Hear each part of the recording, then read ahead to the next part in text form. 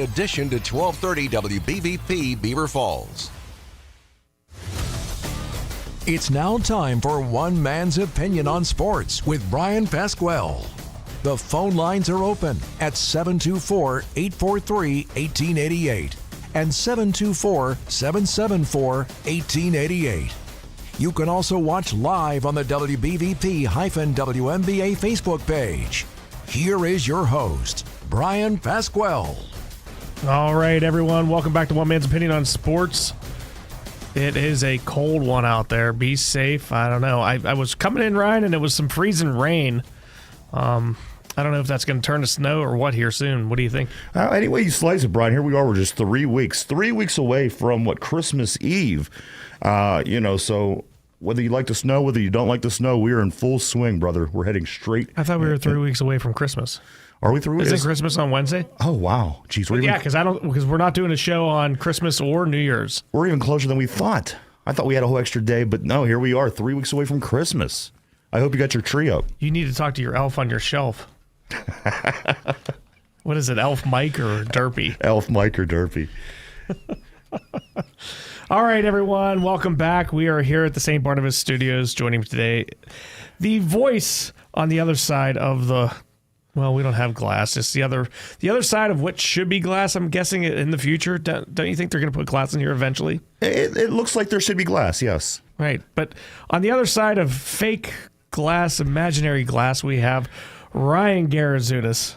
So what's going on, Ryan? I'm just guessing maybe they don't have it because I would stick little, stickers and signs up there and things throughout the show that would probably irritate you. So they're like, let's.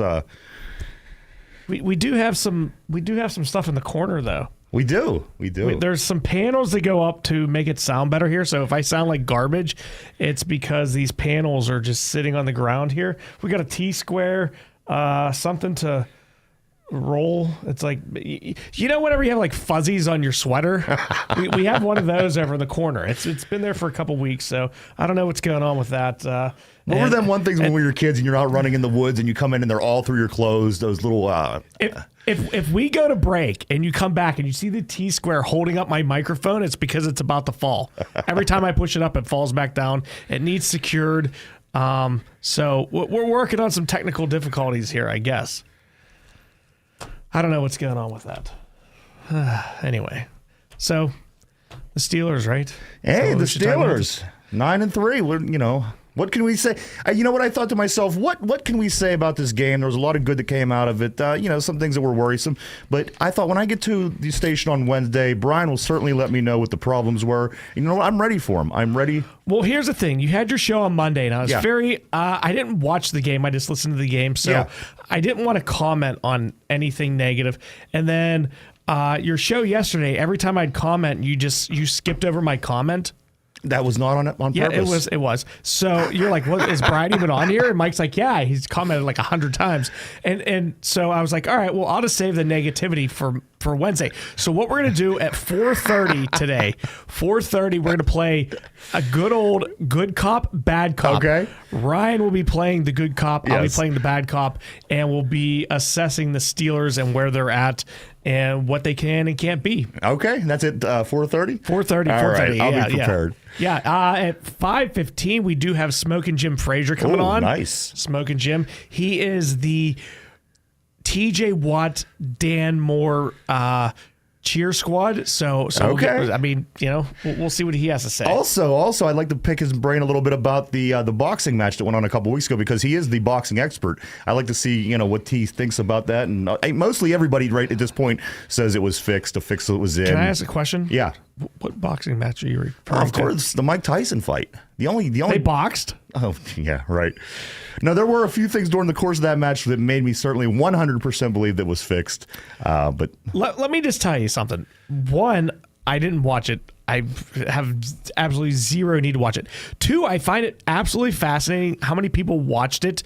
And I think it just shows how bad sports are today that was a big event, because that shouldn't be a big event. It should be no big deal. Right. But I think sports are so terrible these days that everybody's looking for something that's different. And I don't know, well, a 59-year-old guy versus, I don't know, some dancing YouTube guy. It could have been something that certainly took place at a yard carnival in Tennessee somewhere. I mean, it was that caliber of. I'm glad you went further south than West Virginia. But you know what? At the end of the day, I think that it was interesting. I didn't think a lot of people, younger people, would get into it. But as it got closer, as the people started talking more about it, I seen a lot of younger people jumping on. And I want to see what this Mike Tyson's all about. And do they even know who Mike Tyson is? No, a lot of them don't.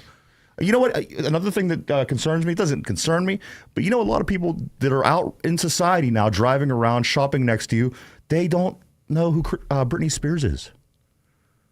Britney Spears? She was just a young kid whenever we were in our 20s. How do they not know who Britney Spears is? I don't know. She's just this older woman now, and young kids don't seem to know or care or want to know. I mean, that's fair. That's Maybe fair. like She went crazy. Like Debbie Harry or somebody when we were kids. You knew the name. Who's Debbie Harry? I don't know.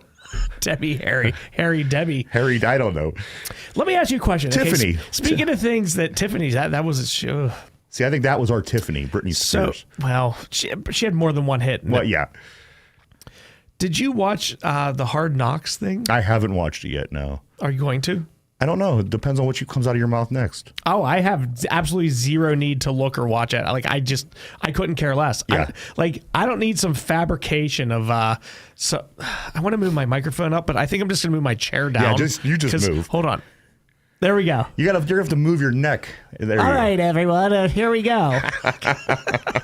Like, I don't want to move my microphone. I feel like it's going to fall. All right, Hard Knocks. What do you got? We lost audio. I hear you. I know, but I lost audio. There, Jesus. You want me to yell real loud at you? No, you don't need to yell real loud at me. I got to wiggle this thing until. Jeez, Ryan, just take it for a second here. Yeah. So this Hard Knocks, I know that everybody's talking about it right now.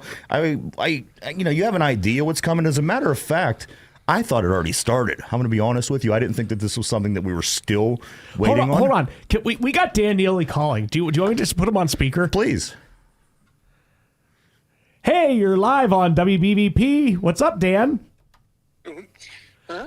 What's up, Ryan? What's shaking, Dan Neely? And this is unexpected. I didn't realize you were going to call, and I'm not. Listen, I'm putting you in the microphone. We're live on the radio. Everybody's listening to you. So what's up, Dan? I was just driving back in this freezing cold 68-degree day in Orlando with my winter hat on. For those of you listening, Dan is our football expert, betting expert, Bills expert, and he lives in Orlando, Florida. So while I was getting pelted by freezing rain, Dan was very upset that, it cooled off from 78 to 68 degrees in Orlando. Yeah, that wasn't the number one sign I was just giving you right now. Dan, I've never taken a call while on the air live. So what do you have to say, bud? Well, I was actually specifically calling to talk about the Steelers and didn't realize that you were on the radio right now, but I was just like, wow, I can't believe they were able to win a shootout. I just can't believe it. I find it so hard to believe that they were able to win a shootout. And I had an 11-team parlay in, and I hit 10 out of the 11 bets, and I bet against the Steelers. I would have won $17,000 if the Bengals would have won that game. I would have won $17,000 on a $25 bet. So I was wrong. I looked like an idiot, and I deserved that. And it was all because of the Steelers? Well, it was the Bengals too. Wow. And you're originally from here, correct? Yeah, I'm originally from Bradford, Pennsylvania, which is about 3.5-4 hours north of Pittsburgh. Okay. Right on the state line. Oh, man. Yeah, a Bills fan. The Steelers win. Tried and true. Is the only thing that keeps you from $17,000. Where I come from, about half the people are Bills fans and about half the people are Steelers fans. The Bills Stadium's only an hour and 10 minutes north. And the Steelers are quite a trip down, but a lot of people like to stay native to the Pennsylvania team. Who, the Eagles? The Eagles are about 8 hours away, so nobody really roots for the Eagles there. Yeah, nobody roots for them guys. Well, Dan, listen, we're gonna let you go here in a few seconds. Is there any last words before we get back to the radio show? No, I'll just say this. I'm going to be the biggest Steelers fan in the world when they play the Chiefs coming up here in a few weeks. Yeah, you're looking for that number 1 seed in the first round bye, huh? Absolutely. Now, who do the Bills have left on the schedule? The Bills basically have the Lions left. They play the Rams, and then they have a real tough game against the Lions, and then they have a cakewalk. I don't want to say cakewalk because you know how divisional games go, but they play the Patriots twice and the Jets once. So. Okay, real quick, because, I was at the sports bar here on the way in, and they had all kinds of stuff up on the TV about Aaron Rodgers. Why are people still talking about him?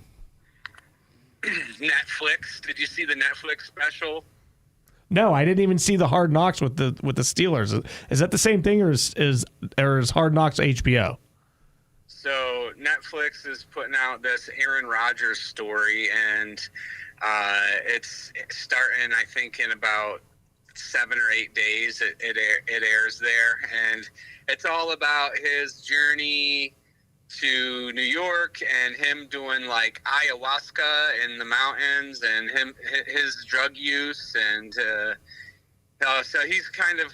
I think what's going on is the media just really knows how to help each other out, and Netflix probably is a big advertiser, and they're just pumping the Aaron Rodgers stuff up again here to get people to watch this Netflix special. Subscribe to Netflix. All right, one final question before we let you go. Dan, have you ever Netflixed and chilled? I did tell you to type in Netflix and chill in X and see what comes up. It is not good. Yeah, I mean, it's depending on what you're looking for. It could be real good. Oh, man, I'm going to have to check this out. All right, Dan. Well, we appreciate your impromptu phone call. Is there any last words you have to say for the Steelers versus the Browns? I mean, the Browns got us, 10, 11 days ago? What's your prediction? What's your guys' prediction here?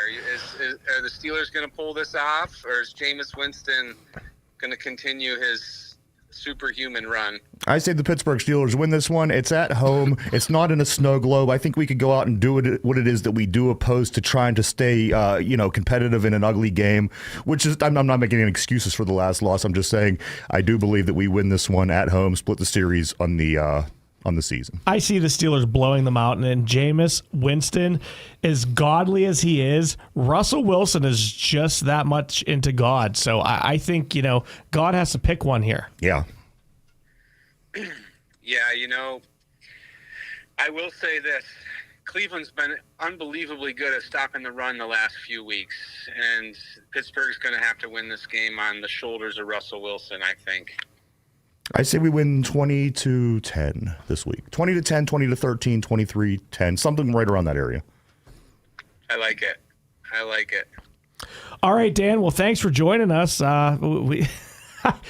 Once again, first time ever I've taken a live phone call on the air. History has been made, Dan. Well, I'm glad that you made it for me. I feel honored. All right. Thanks, we'll talk Dan. to you soon, Dan.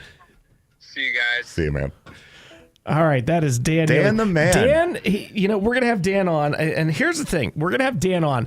After the football season, there's going to be a special that we have. And it's going to be Dan Neely talking about conspiracies in football. Ooh. And one of the biggest conspiracies is the New England Patriots run. Mm-hmm. He's a Buffalo Bills fan, so he has an agenda. So we'll take that into consideration. We're just not like looking at this as he's a neutral party. But he's going to talk about the fix of the New England Patriots and their run. It's going to be interesting because, as you said there, that's from within the division where we just got knocked out of the playoffs by him every other year. He's going to be able to give us a lot more in-depth look at how that went. Yeah, we also got knocked out of the playoffs by like the Broncos too. That's true. Let's not get too carried away. All right, so 4:30 we're going to play Good Cop, Bad Cop. 5:15 we have Jumpin' Jim Brunzell, a.k.a. Smoking Jim Frazier on. Next segment, what do we want to do? I'd like to talk about the last 2 football games, what we did good, what we did bad, okay, without getting into the Good Cop, Bad Cop, and kind of like the things we need to do to fix that Thursday night loss 13 days ago. And again, I'm not using it as an excuse at all, and it's not an excuse. However, just looking at things realistically, I think the snow certainly equalized and made an even playing field for those two football teams. Whether you're San Francisco and Buffalo this past weekend, whether you're the Steelers or the Browns, or whether you're playing in a snow game back in the 90s, I think the snow always neutralizes the field and makes it a game that it probably wouldn't have turned out to be if the elements weren't there. I'm going to go with the Steelers, but I hear what you're saying, Brian. I will carry this over into the break. All right, everyone. You've been listening to WBBP 99.3 FM and 1230 AM. We'll be right back to One Man's Opinion on Sports. How would you like to make the holidays a little better? This is Andy Dangle from Freedom United Federal Credit Union with a Christmas wish for you. Make the holiday the one you've always dreamed of with a visit to Freedom United Federal Credit Union. The cash you need to make the holidays festive is available right now with low interest rates and approvals that will have the money, in some cases for those qualifying, deposited into your account later today so you can shop tomorrow. While you're there, register to win a Christmas breakfast tray from Cafe Colache in Beaver. That's right, get the money you need plus a delicious holiday breakfast for you and your family just by doing business with Freedom United Federal Credit Union. Register for the Cafe Colache breakfast tray, no purchase necessary, at Freedom United Federal Credit Union in Rochester, Center Township, or at the Northgate Plaza just north of Zillionople. You see, the interest really is in you at Freedom United Federal Credit Union. Click freedomunitedfcu.com, member NCUA, equal housing lender. We have Art Cornell here from the Beaver Cemetery and Mausoleum. Art, what's new at the cemetery? We've just completed a new addition to the mausoleum with above-ground burial crypts, indoor and outdoor niches, and family areas. The Beaver Mausoleum advantages include no plot maintenance, the convenience of a heated and air-conditioned building for visitation, and an adjoining private chapel. It's a perfect final resting place for your loved ones. Thanks, Art. Beaver Cemetery and Mausoleum, serving all of Beaver County since 1865. The views and opinions expressed on WBVP and WMBA are those of the participants and host. They are not necessarily the viewpoint of WBVP and WMBA, its staff, management, and advertisers. Thank you for listening to WBVP and WMBA. Now back to One Man's Opinion with Bryan Pasquale. All right, everyone. Welcome back to One Man's Opinion on Sports with me, Bryan Pasquale. I'm here at the same part of his studios. Joining me today is my producer, Ryan Garazunas. You can check him out alongside co-host Mike Mueller every Monday through Friday from 11 a.m. till noon on YouTube. Search Two Dumb Yinzers. They talk Steelers, Pirates, Penguins, and much, much more.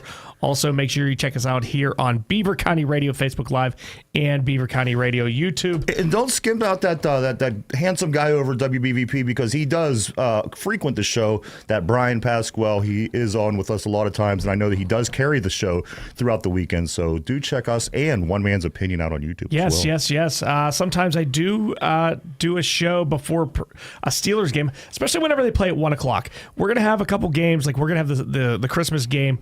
I don't know what I'm going to do. I'm going to do something before the game, but not on Christmas. Like, you know, it might be like Monday evening or Sun.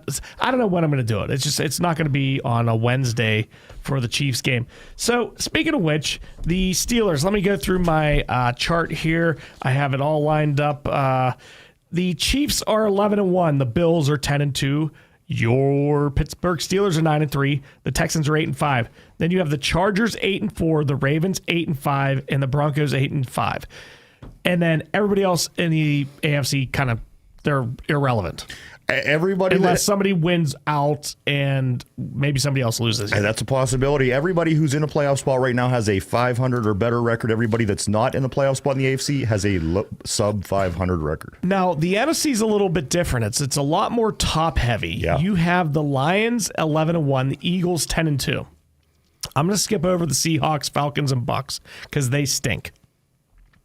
They are in first place in their division, though. But then you have the Vikings that are 10-2, and the Packers 9-3, and the Commanders 8-5. So we basically have, I don't know, how many good teams are in the AFC? Like, how many teams could win? How many teams could go to the Super Bowl, right? We assume the Chiefs can because been there, done that, right? The Bills, they're looking like they can, right? The Steelers look like they can. I don't think the Texans can. No, not this year. The Chargers, possibly. I don't see the Ravens, and I don't see the Broncos.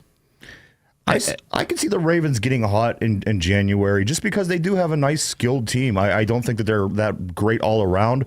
But tell me, they lost to the Chiefs, the Steelers, and the Eagles. Yeah. No, you're and right. Who else did they lose to? They lost to the Browns. They lost to the Raiders, I think. The Raiders, okay. Okay. So the Ravens, when they go up against the big teams, it's just they come up short. See, we're lucky. The teams that we lost to are all sub 500, if that's being lucky. Yeah, they all stink. But you're not going to see those teams in January. Yeah. All right, so I think the Steelers have a chance. What'd you say, 10%? 10% yesterday? 10% to make the Super Bowl. To the Super Bowl. Yes. To go to the Super Bowl. 10% chance. Carry the one. So what's that make? The Chiefs like 50% chance, the Bills 40% chance? I am sure. And a lot of polls I'm seeing this week also, Brian, I'm seeing that Buffalo jumped past Kansas City. A lot of people have Buffalo as the number one team in the power polls this week. All right, so Dan the man is going to be rooting for the Steelers on Christmas over the Chefs. I guess that would, I don't know how that, if the Bills would have the tiebreaker at that point. But the Chefs are 11-1. How much of that is the referees?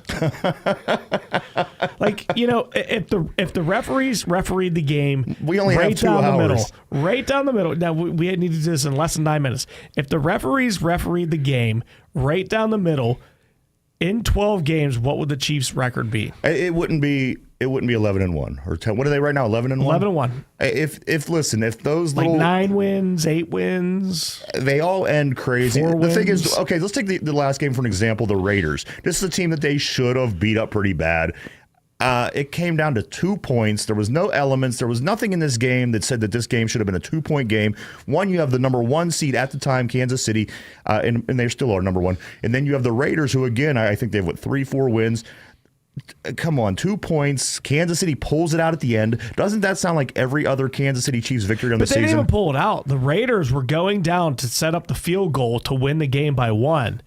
And what was it? Austin Powers snaps the ball early. Yeah. Boy, he's a little beast, ain't he? So he snaps the ball early, but from like I said, from what I've seen is the quarterback was clapping, which when you clap, that means everybody get to the line, get set, and we're hiking the ball as quick as possible.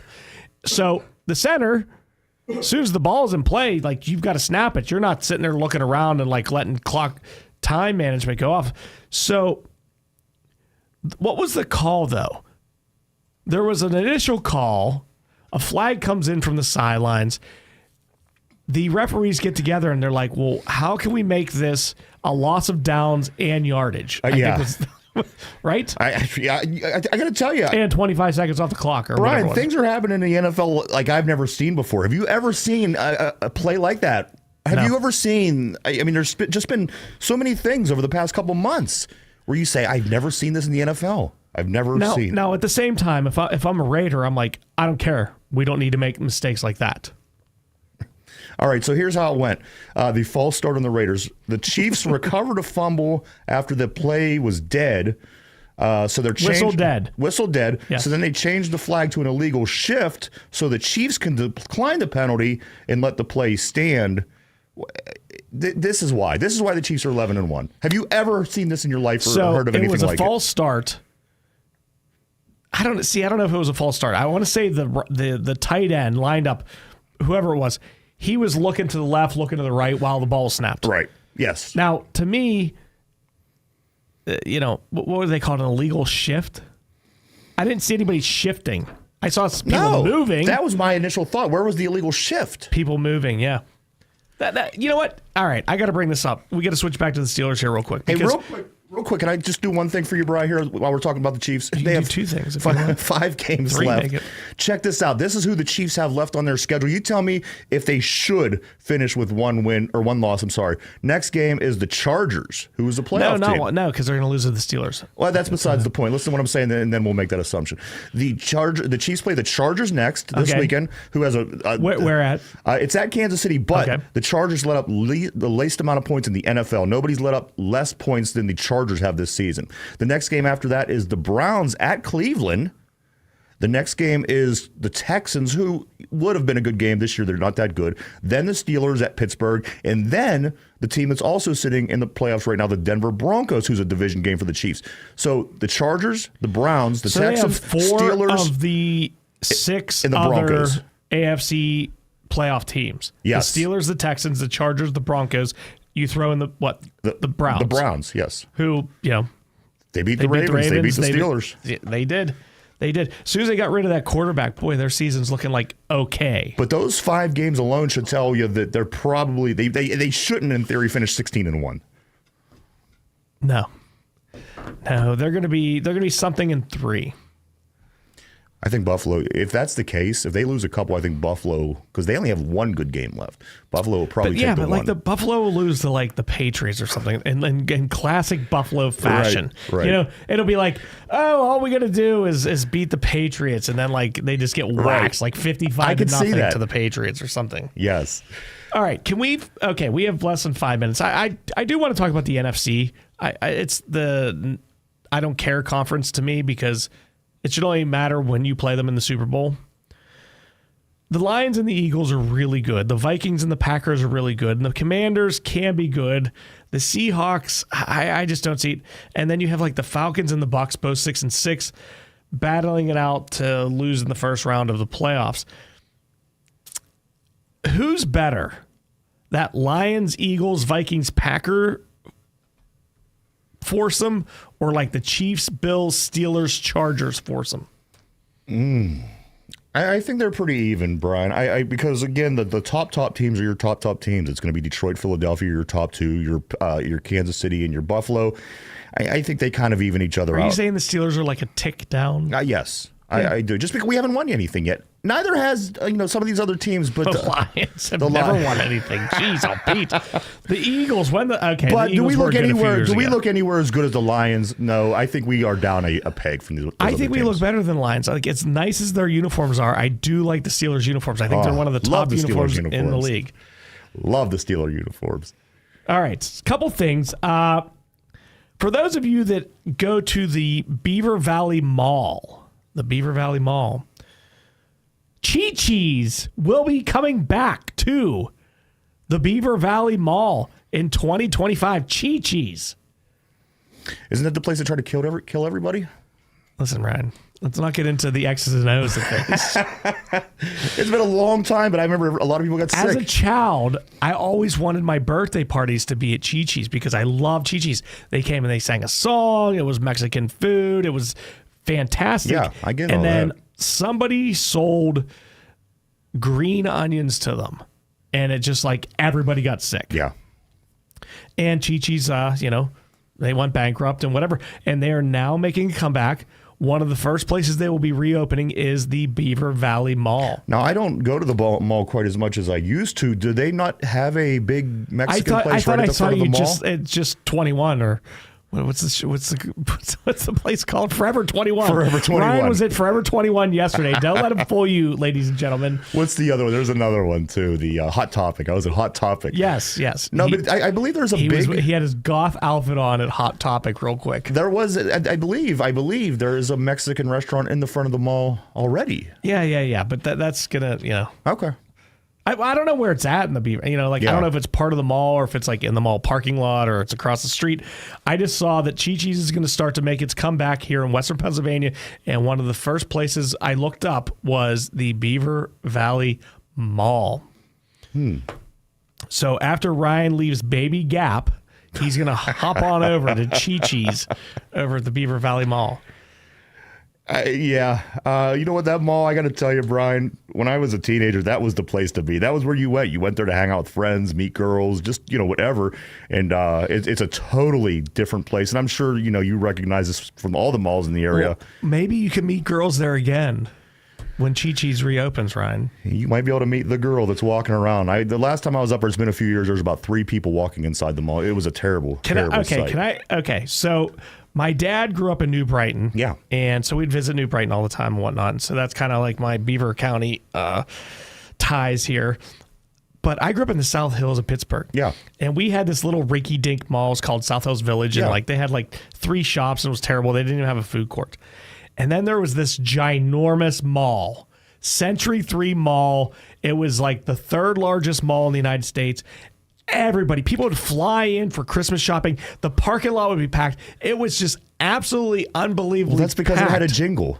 If you had a jingle like they had, you would be busy as well. What's the jingle? Century 3 Chevrolet. That's the. Well, and then it says minutes from the mall. Okay, so the Chevy dealership was minutes from that mall, and they came up with a jingle based on the mall. And anytime anybody thinks of Century 3 Mall, that's all it pops into my head. Is that so it's funny that you say that, because before we get a break here, I grew up in South Park. And my buddies would always say, like, South Park, Mitsubishi, South Park, and I'm like, yeah, South Park's Mitsubishi's in Bethel Park. It's not even in South Park. So that's funny that you say that. So yes, the jingles can be deceiving, because South Park Mitsubishi was and still is in Bethel Park, neighboring South Park, but not in South Park. And we were just out of school before the cartoon South Park came on, so that wasn't even a thing that you could have. No, that was like in Colorado, right? Yeah. They're always like, did you find Kenny or kill Kenny or something? Right, I can imagine. I don't know. All right, listen, we're gonna play a game when we come back. It's my favorite game. It's called Good Cop, Bad Cop. You guys have been listening to WBVP 99.3 FM and 1230 AM. We'll be right back to One Man's Opinion on Sports. Are you looking for a different kind of morning talk show? One that's in a town hall setting with politics, sports, and much more. Just not in that particular order. Then join Frank Sparks weekday mornings at 6:30 for Driving in the Fast Lane on WBVP.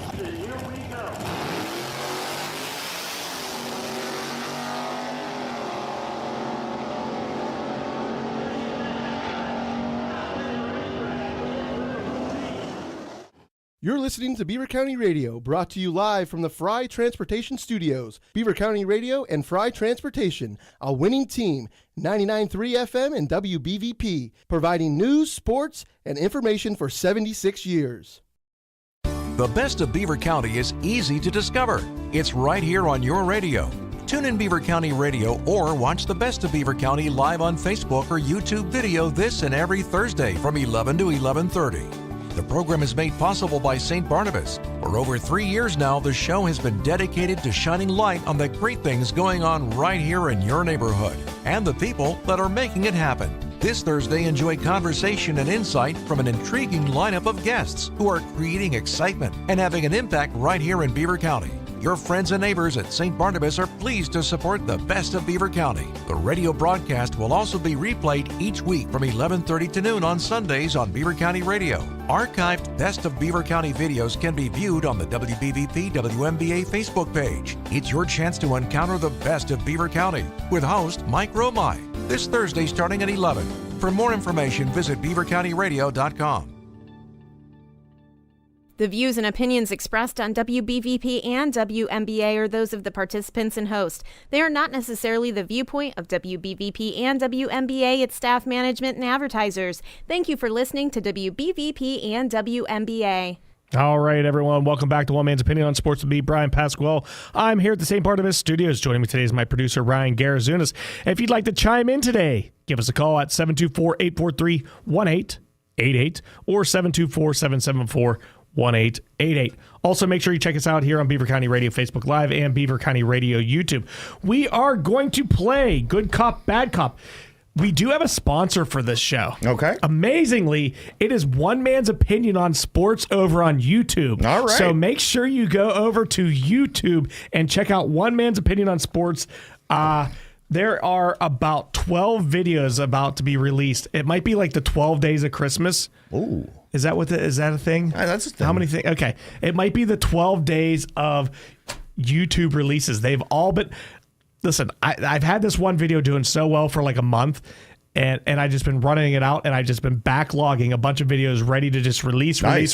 So we might do the 12 days of One Man's Opinion. But well-crafted Brian's videos. Do go check them out. Yes, One Man's Opinion on Sports over on YouTube. Okay. Do you know what my symbol is on that show? Have you seen my profile? Is it like Prince? Is it like the No, I'm sorry. It is it's what is it? It's a white background with blue. Something's going on there. So it's Atlas. holding up the world. Yes, like I feel like I'm holding up the sports world because, I was on lunch today and on ESPN. It's a bunch of idiots just saying a bunch of stupid things. I don't know. Maybe they have to fill up hours upon hours and they have to lie and make up things. But it was the biggest bunch of garbage. I couldn't even listen to it. So anyway, it's me holding up the sports world. But for now, we're going to do good cop, bad cop. I have a couple topics here. All right. Ryan Garazunas will be playing the good cop. I will be playing the bad cop. The Steelers. They won. Yes. Against the Bengals. 44-38. 38. Yeah. Why was that a good win? Excuse me. It was a good win because the Steelers were able to win in a shootout. The way that they went in and played, I'd argue the best quarterback they faced all season. The combination between him and Jamar Chase, I believe, is the best combination we faced all season.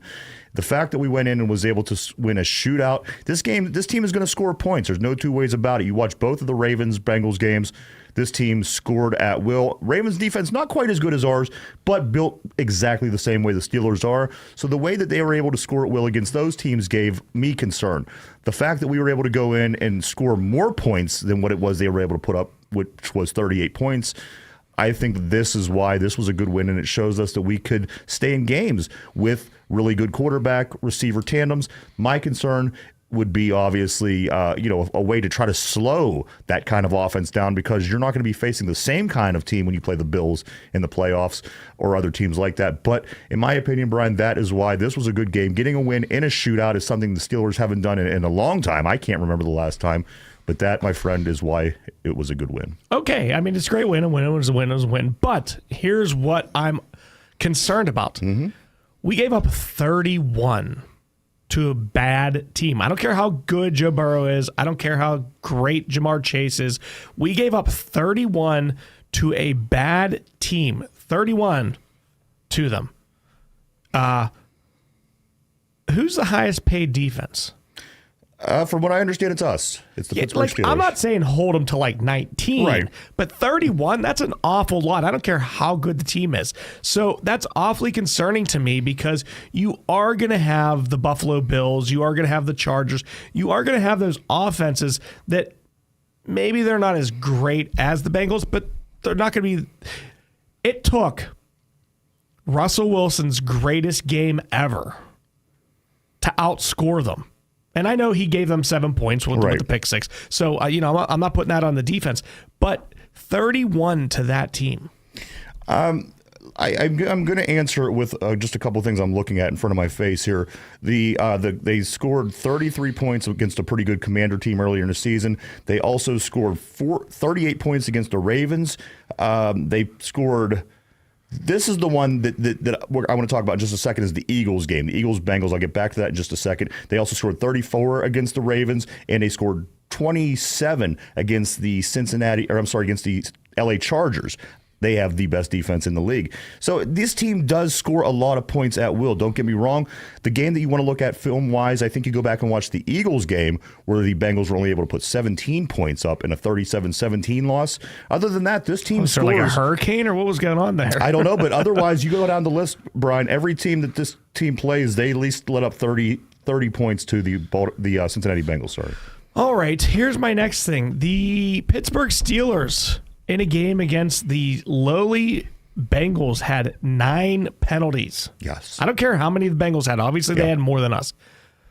9 penalties? Like, how are you this far into the season and you have 9 penalties and about 35 penalties were declined on Joey Porter Jr., so that could have been easily, let's say, 13, 14 penalties. Definitely an area you have to fix moving forward. My answer tongue-in-cheek was going to be, if you didn't say it, I was going to say, pull Joey Porter Jr., but injuries, I'm sorry, penalties haven't killed us to this point. We're sitting at 12 games in. We have 5 games left. I don't think it's a huge concern, but it's certainly something that we have to address before the playoffs. Right. Like if you have 9 penalties against the Bills, you're not winning. Not going to win. And that's my point. Like when I talk about these games, like everybody's like, "Oh, you're a hater," and I'm like, I'm just saying, how are we going to match up in the playoffs against the top teams when you can't make these mistakes? When you can't have George Pickens? You catch a ball, you're down there, at the 10-yard line before the half, about to go. They were, 27-21, and we end up going backwards because of a 15-yard personal foul penalty, celebrate, whatever it was. And then was that when he punted the ball? Who does that? This might have been the double barrel shotgun. Who can't finger. know that you're going to get something if you punt a football into the crowd? So we're down there 1st and 10. We can go up 34-21.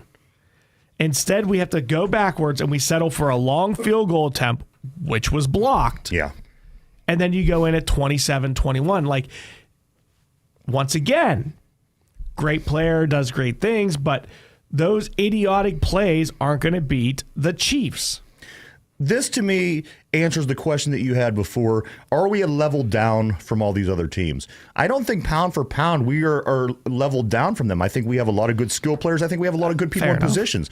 I think that these kind of mistakes and things like this is what keeps us that level down. You fix these up, then you start working up into that upper echelon of teams, but you have to fix this first. You have to. Okay. Another thing I want to talk to you about. Everybody this week says how great Nick Herbig and TJ Watt played. Nick Herbig and TJ Watt combined for, 4 sacks? No, 3 sacks, strip fumbles, fumble recoveries, touchdowns, you name it. And I just want to know, outside of the Nick Herbig big play, TJ Watt big play or two, Ryan was over there answering the phone, so we do have some people to talk to. I got a Nick Herbig and TJ Watt question. Yeah. Nick Herbig had the strip sack, which was key, and Wilson ran into the end zone. Beautiful play. TJ Watt had the beautiful strip sack and another sack, which I believe was like a coverage sack or whatever. Outside of those 3 big plays, once again, didn't see much from either of them. And I really think that it's not Nick Herbig's fault. I really think he's just undersized. And when you get that left tackle on him, if he can't beat you with speed, it's over for him. Yeah, I agree. I tell you what, there's nobody that the way that these 3 linebackers swarm around sometimes, I mean, you're watching it in amazement. But as you said, I mean, do you want that to happen every single play? I don't know if that's realistic. I don't know if Myles Garrett does that. I don't know if Patrick Surtain does that. I think for what it is, in the right moments of the game where you need a big play, it happened. That's why I think I give these guys a lot of praise. But we do on the line, because I know we're going to break here soon. We have Terry, and we also have the Anonymous Gambler. So if you want to take them before we do go to break, they are. Well, I don't know if we're going to have enough time to take them both before break. Let's take Terry first. Terry, why don't we take Terry, and Anonymous Gambler, you're just going to have to hang on. Terry, go ahead. What do you have, sir? Well, let's go back 13 weeks. Remember, we started 3 of our first 4 games on the road. Had a little angel come down from heaven and said, Steelers, you're going to be 9-3 after your first 13 games. We'd all be jumping and shouting, us Steeler fans. Yeah. I mean, but, it's just the way it is that we complain. And micromanage what should have happened, what could have happened, and here we finally got the big almighty 400-plus yards passing. We finally got that. And yet there's still people wondering if we can stay with the Chiefs and with the Bills. I think we can. I'm telling you. This team believes. And like I said, I have fond remembrance of that Atlanta game, and we went down there and we just barely won. Was it like 16-12? Yeah, ridiculous thing like that. And we're all wringing our hands, saying, "Oh my God, it's terrible! We're not together as an offense." Now let's enjoy what we got right now, because we've got a pretty. And not only that, this is the cherry on top of the cake. We control our own destiny. Yeah. Usually, remember all those years when this team had to win and this team had to lose and yada yada. Ben Franklin had to reappear. There had been 19 things to happen for us to make the playoffs. So let's rejoice. Let's enjoy it. We are in a pretty good spot, And one thing that we do better than anybody here in Western Pennsylvania is complain, and as you said, micromanage. we're in a great spot. There's no two ways about it. Yeah, like let me break down a couple of your points here really quick. The 9-3, if you can go back 13 weeks ago, absolutely fantastic. Yeah, I of course we would take 9-3. But then what do we all fall into? We were 8-2, and we lost to the Browns, and everybody was like, "Oh, well, we should be 10-2 after this." So, no, 11-2 instead of 10-2 instead of 9-3. So we start breaking it down, and I agree we do have a solid team. I think our offense can keep up with the Chiefs and Bills, but here's the other thing. Do you like our chances, Terry, at the Bills or at the Chiefs, or would you rather have them here at Pittsburgh? That's what we're playing for. Well, that's a no-brainer. Obviously, being here in Acrisure would be, but that's the Bills is possible. You talk about that loss to Cleveland. Had we won that game on Christmas against Kansas City would have been a huge game. Mm-hmm. It may be moot at that point. But, no, to answer your question, bottom line, absolutely. Let's bring them home here to Acrisure. That's the answer to that question. Absolutely. I mean, we're going to have, maybe the Chargers or the Ravens, possibly maybe the Broncos here at Acrisure to start. But then we're probably going to have to go on the road to either the Bills or the Chiefs. Brian, can I make a point real quick? I'm 46 years old, and when I was a kid, I was in high school. Way older. I do. And when I was a kid, I remember my dad always used to say the Pittsburgh Steelers of the 70s. This was the team. These guys were the best ever. So I remember going into the library at school once as a youngster, and I took this Pittsburgh Steelers book off the shelf, and I was telling my buddy, these guys, this is the best team ever. Nobody, it wasn't the encyclopedia. Nobody is better than the Pittsburgh Steelers. So I opened the book up, which went game by game through those 4 Super Bowl seasons. You know what I found? I found losses to the Browns. I found losses to the Oilers in the regular season. I found losses to teams that you would forgotten a long time ago. The fact of the matter is, it's football. You're not going to win every game. You win the important ones. You get better. You improve. You get to the playoffs, and you make some noise. If I would have taken that book and read it before my dad had told me this was the best team ever, I would have thought that I would have not thought that they were the best ever. Again, you're losing to teams that, today you'd probably laugh at. Oh, they lost to the Oilers, but they were the Super Bowl kings in the 70s. Fact of the matter is, one Browns loss doesn't change the way things are. You take losses. It was division. It was in the snow. You know what? Throw it in the back pocket, keep moving forward, and figure out ways to win big games, right? All right, Terry, before we let you go, because we do have to go to break, do we get our revenge on the Browns? No doubt. I mean, we have a price to repay for those guys, and they're down and out now. They put it out all on the field on Monday night, and they lost. And Jameis Winston, I don't know if you saw him after the game. He was shaken up. He's saying, "Well, I have to pray harder," or whatever. I mean, I think he knows, though, ultimately that team is not ready for Super Bowl. Absolutely. Do we win? I don't know how by how much. It won't be by much. You know how, of course, winning games, but I would say at least by 4 points that we win on Saturday. That kicks them out. That kicks Cincinnati out. And so all we got to do is go down to Baltimore and take care of that in a couple of weeks. So. All right. Well, appreciate your call, Terry. Absolutely. Unfortunately, we do have to let you go because we got to go to break. Yes, Merry Christmas, sir. Thank you. All right, everyone. Whenever we come back, we are going to have the anonymous gambler on the other line here.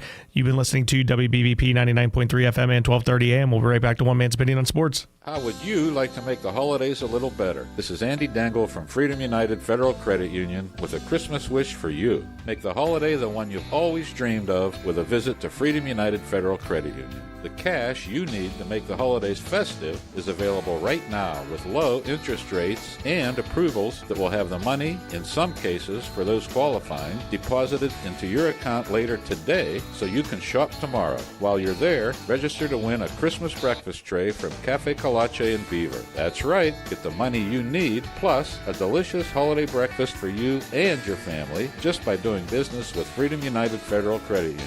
Register for the Cafe Colache breakfast tray, no purchase necessary, at Freedom United Federal Credit Union in Rochester, Center Township, or at the Northgate Plaza just north of Zelienople. You see, the interest really is in you at Freedom United Federal Credit Union. Click freedomunitedfcu.com, member NCUA, equal housing lender.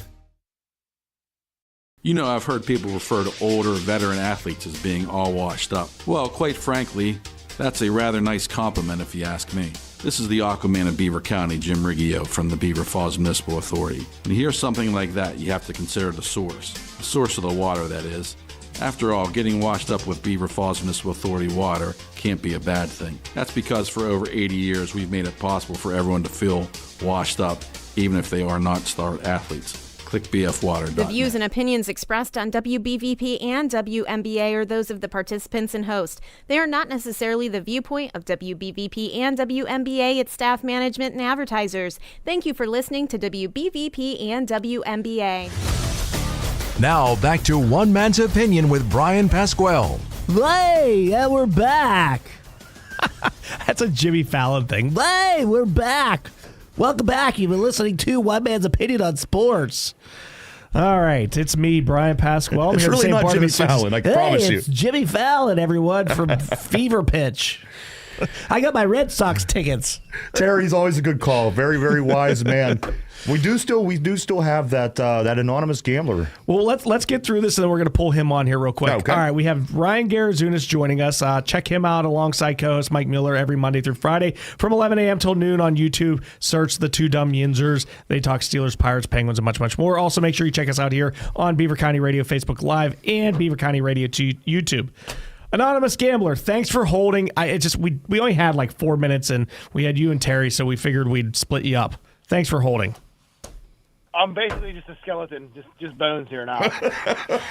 That's the way we like you. That's what do you like? Did Donald Trump pick you for cabinet, and now you're not getting the votes, or what's going on with you? No, but I have to say, so this is the first thing. I tuned into the show around 4:15, and that's 15 minutes too late. Steelers, I know it was.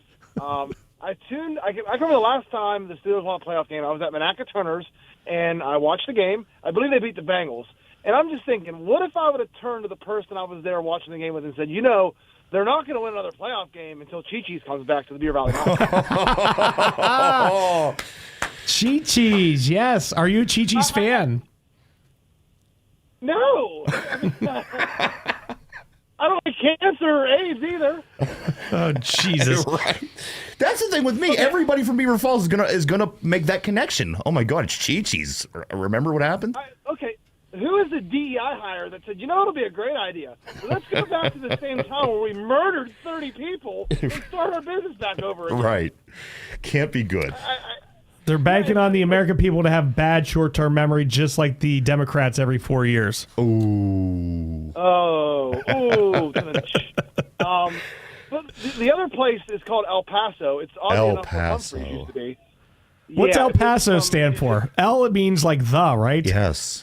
Paso means the Paso. The Paso? Which I like a lot, actually. That must be the place to eat or something. So they're going to take El Paso out of there? No. I'm just saying it's going to be competition. Who's the DEI guy that says, hey, let's go compete with that El Paso restaurant chain that's been there for 5 years, and the last time we were across the street, we killed 30 people. Right. Usually when you kill 30 people, you leave town and you start somewhere else. That's a game changer, yes. Here's what they should do. They should just go in across the street from All Permanis and say, all MAGA welcome. Ooh. There, yeah. I have to say, though, I don't know if you guys talked about it in the first 15 minutes, but the story of the week, maybe month, maybe even, it's got to be Jameis Winston. Is there anyone better than Jameis Winston? Is he the most prolific passer ever, just with an IQ of 80, 79 maybe even? He probably voted for Kamala. Poor fella. So here's the thing. He had 6 touchdown passes. 6. Threw for what? How many yards, Ryan? I don't know. Almost 500 yards. Change. Yeah, and 6 touchdowns. 2 just happened to be to the Broncos. Yeah, right. Almost 4 a to his third. own team. Almost a third. Yeah, he almost had 3 touchdowns to the Broncos. He is the definition of Brett Favre with that 79 IQ, maybe. Right. What's up with his? Yeah, go ahead. Well, no. Did you see the last interception? I feel like I could have done better than that. I mean, I just don't know if it's like when you play like Madden or NCAA football for PlayStation and you're just, whatever. I'll just press the button really hard. It's a video game. I don't get the decision making. He's a really good passer. He's a really good quarterback. How after 10 years can he not put it together? The coaches fail him. He's really good. Maybe it's like PlayStation, and he went to hit X, but accidentally hit the circle button, and it just went to the wrong receiver. Yeah, that should have been a throwaway. That should have been a triangle. Yes. Hit R2 and pitch it like Josh Allen and throw a touchdown pass to himself. You're right. Now, Anonymous Gambler, how's the gambling been coming along? I'm in my car right now, and I might be living in here. Well, we hope it's a mild winter for you. Yeah, 20 degrees and about 50-mile-an-hour winds tonight. It'll be fun. But I watched a lot of TikTok videos of people that make a living, actually, if this makes any sense at all, sleeping in their car. And people actually pay to watch these videos of people, like, roughing it in their car and showering at Planet Fitness. It's crazy. Well, here's the funny thing. I just started a TikTok last night. Here's the name. It'll surprise you. One Man's Opinion on Sports. Oh, I like that. Yeah, out of nowhere. Hold on, wait, I dropped something. My jaw. And I posted a video, right? So I checked it this morning. You know how many views I got? 5,000. 0.00. I didn't even make my profile, so I don't know if I got to figure out TikTok. Got to figure it out. Give it time. I'm telling you, TikTok is kind of where you will thrive on TikTok with them short videos. Yeah. If you break that, there's people that break down film on NFL games that literally get thousands of likes and thousands of comments. People dig that stuff, man. This is the new media. You talk about ESPN. Gone are the days where we wake up at 11 o'clock on a Saturday to watch, or I guess it'd be on a weekday, Cold Pizza or shows like that. People want their information on their phone, and they get it whenever they want. They don't want to tune in to a show unless it's on Wednesday on Beaver County Radio from 4 to 6 p.m. Right, or Mondays and Thursdays from 5 to 6 on Beaver County Radio. So here's my situation. I want to make these videos. I want to break them down, 30 seconds, maybe 60 seconds if I need to break down a lot of film. But that's what I'd like to do, like the offensive line, the defensive line, the X's and O's of the game that people just don't get in the highlights. I'd like to just break down, like you said, on TikTok. And make sure you're hashtagging right. You got to do the hashtagging because I think that actually works. Sooner or later, the algorithm will pick up. The algorithm will pick up, and sooner or later, people will start to see your videos. I had one video on my TikTok.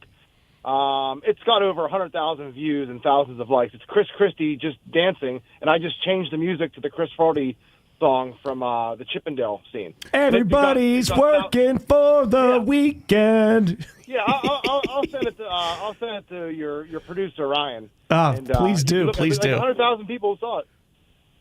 But as of right now, guys, we still have 0.0. So let's change that, everybody. Go check out Bryan on what's the name of it again? I'm sorry. One Man's Opinion on Sports on TikTok. I'm also on YouTube. YouTube's been very, very good to me, but I just started TikTok last night, and I don't even have a profile picture yet. It's just like the gray background, the generic one. Yeah, no, that's fine. I didn't. You just started it though last night. Yes. So. And I was like, I'll upload a video, and then I'll take care of the rest in the future. Anonymous Gambler, what else?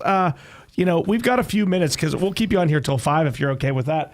But the Steelers play the Browns again. What do you predict a blizzard again? What do you think? I don't know why the Steelers match up so bad against them. Miles Davis just turns into a freak when he plays the Steelers, so I watch out for him. They got to beat him this time. They can't lose to the Browns twice and be their own loss. But then again, you remember they started 11-0, I believe, in 2020, and I think they finished 11-5 or 12-4. So they could just drop off.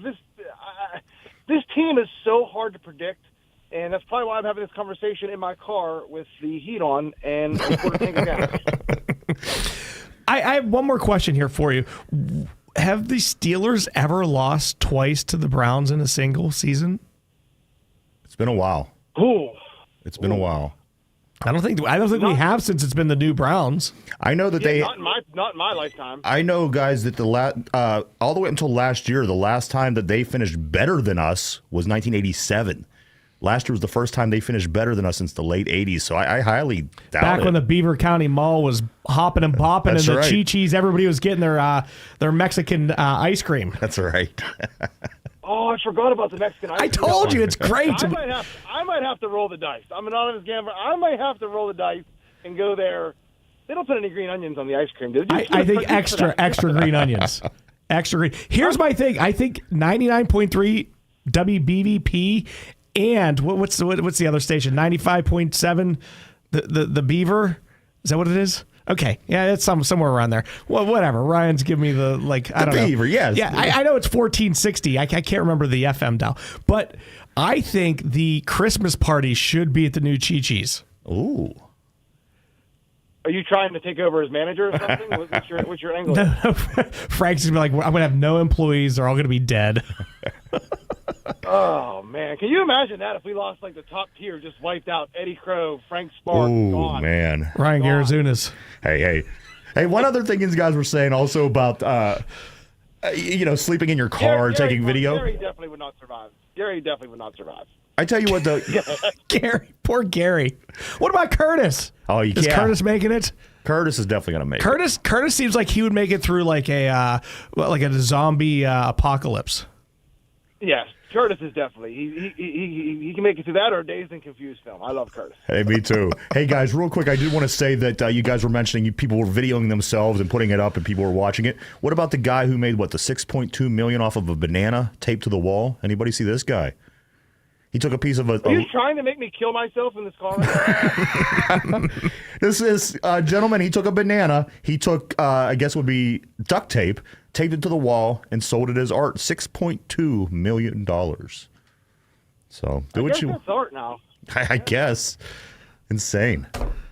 This is art. What we do is art, gentlemen. That's what right. We do is very true, very true. Any last words before we go to hard break here? Last words, I was like, I'm not really going to do it, guys. I'm not really going to do it. But no, that'll be all. I'll be calling it next week. I'll see you guys then, maybe. All right, Anonymous. Look for me in the gambler. paper. Look for me on the Times Online obituary. All right, everyone. When we come back from break, we've got more Steelers, maybe even some Penguins talk. You guys have been listening to WBVP 99.3 FM, 1230 AM. We'll be right back to One Man's Opinion on Sports. How would you like to make the holidays a little better? This is Andy Dangle from Freedom United Federal Credit Union with a Christmas wish for you. Make the holiday the one you've always dreamed of with a visit to Freedom United Federal Credit Union. The cash you need to make the holidays festive is available right now with low interest rates and approvals that will have the money, in some cases for those qualifying, deposited into your account later today so you can shop tomorrow. While you're there, register to win a Christmas breakfast tray from Cafe Colache in Beaver. That's right, get the money you need plus a delicious holiday breakfast for you and your family just by doing business with Freedom United Federal Credit Union. Register for the Cafe Colache breakfast tray, no purchase necessary, at Freedom United Federal Credit Union in Rochester, Center Township, or at the Northgate Plaza just north of Zelienople. You see, the interest really is in you at Freedom United Federal Credit Union. Click freedomunitedfcu.com, member NCUA, equal housing lender.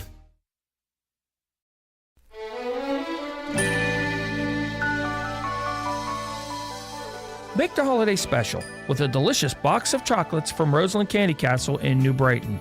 For over 100 years, Roseland Candy has continued to demonstrate unmatched passion for chocolates.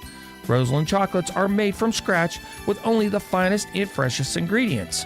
Roseland's has luscious cherry cordials, peanut butter meltaways, chocolate-covered pretzels, and so much more.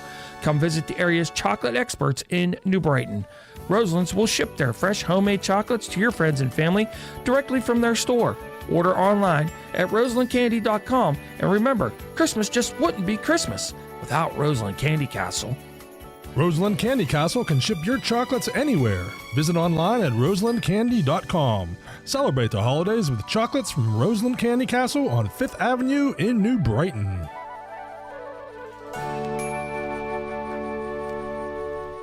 The views and opinions expressed on WBVP and WMBA are those of the participants and host. They are not necessarily the viewpoint of WBVP and WMBA, its staff, management, and advertisers. Thank you for listening to WBVP and WMBA. Now back to One Man's Opinion with Bryan Pasquale. All right, everyone. It is the 5 o'clock hour here on the One Man's Opinion. With me, Bryan Pasquale.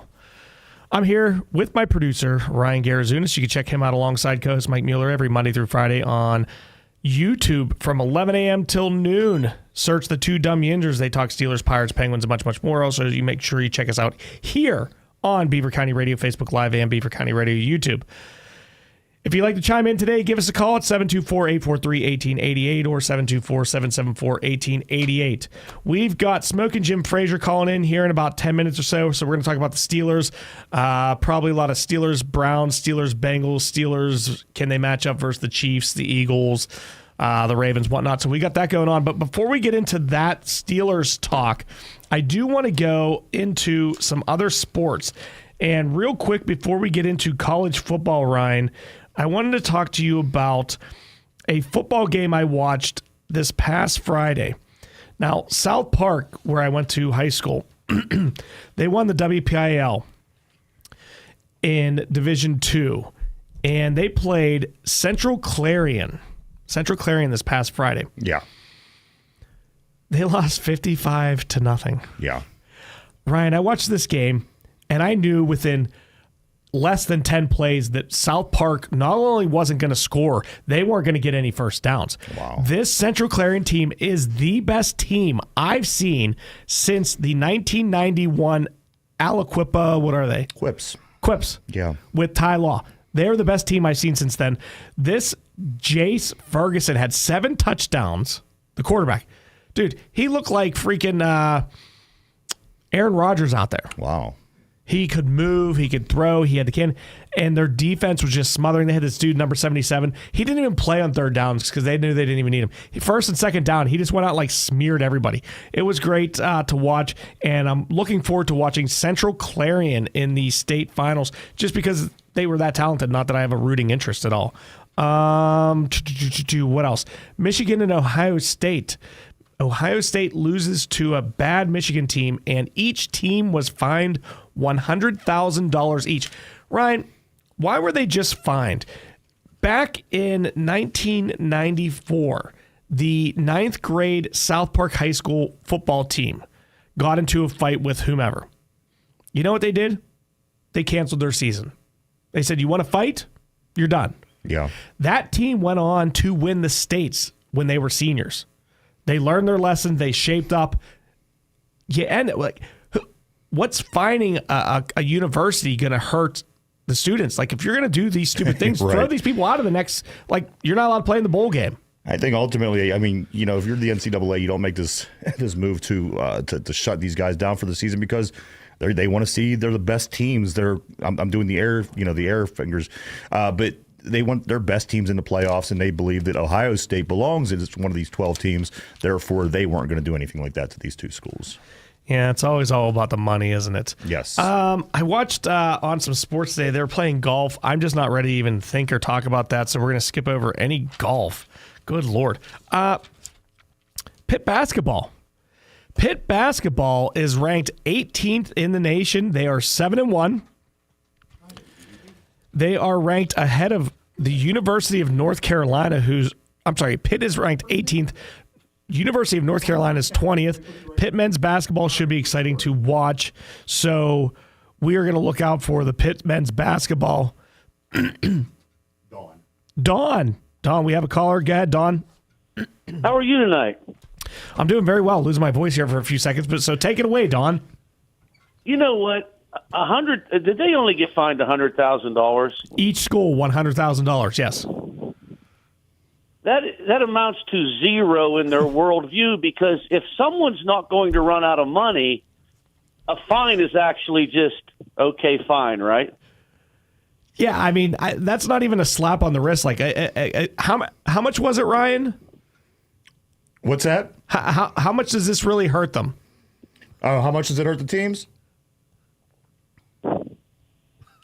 0.0. Sorry, I was a little slow there, guys. Don, we're on delay here. So yeah, $100,000. Like I don't even think any player got. I don't know. I think they're allowed to play the next games. I don't understand what There was a lot of bad things that happened, right, Don? I thank goodness I got to see the end of the game. Now, why is it so difficult for the NCAA to say anyone that tries to plant their flag, okay, on the neighbors on the home team's turf doesn't get to play in the playoffs. I don't like suspending people for backing up their teammates because things happen quickly in a fight. But I guess it was okay when Baker Mayfield did it because he was such a little smart aleck, but I think he won the Heisman Trophy. It's just like the Gatorade thing. It was a spontaneous thing, and then everyone's doing it for the last 30 years and no one knows why. I don't think you should be planting your flag on the neighbor's field. I just don't. Don't you think that in midgets, you mentioned the South Park midget team in 1994, the 9th grade team. A friend of mine told me one time his older boy was acting up a little bit, and he said he was going to whip his butt. And I said, can you whip his butt? And he said, he doesn't know that. And he said, I started disciplining my boy when he was little. You can't start when he's 6'3", 230 pounds. Don't we start doting on these children when they're precocious little kids that are fast in the 40-yard dash in 7th grade? Excellent point. Yeah, what is it? You can't teach an old dog new tricks. You can't start disciplining a kid whenever they already have zero discipline, right? Right. They're very disciplined. These are impressive athletes. They're disciplined in keeping their eye on the prize and going for the money and everything. But what sense does it do to plant your flag on the neighbor's field? Exactly. It's pathetic. One other thing, the people that run college football, since they change conferences every year, I think they're wrong, Stanford and Boston College being in the same conference. Don't you think it would be nice to have about 6 nice, tight little 10-team conferences, knock a game off the regular season, and just have a 16-team playoff? Because I'm wondering if they're not going to leave the Indiana Hoosiers out of the playoff. And I think that's why they drilled Purdue 66-0. What's with the bye weeks? And don't you think they need to? Wouldn't it be better interest if Pitt was playing Boston College, Syracuse, the same teams they played? Does it make any sense traveling across the country? I mean, from Stanford to Boston College. Here's my analogy, and forgive me if this is long-winded or doesn't make sense, but I think we'll get there at the end. I know a bunch of bar owners that are complete idiots and drunks and have no idea how to run a business, yet somehow, some way, their bars are still successful because people like to drink and have a good time.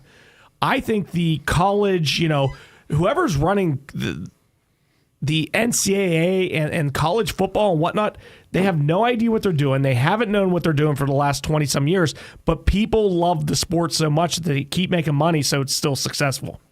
If that makes sense. You got it. You got it because about 20, 30 years ago, a friend of mine used to very calmly, with no one hearing but me, he would reference certain people without denigrating them, and he would say, he has succeeded in spite of himself. Right.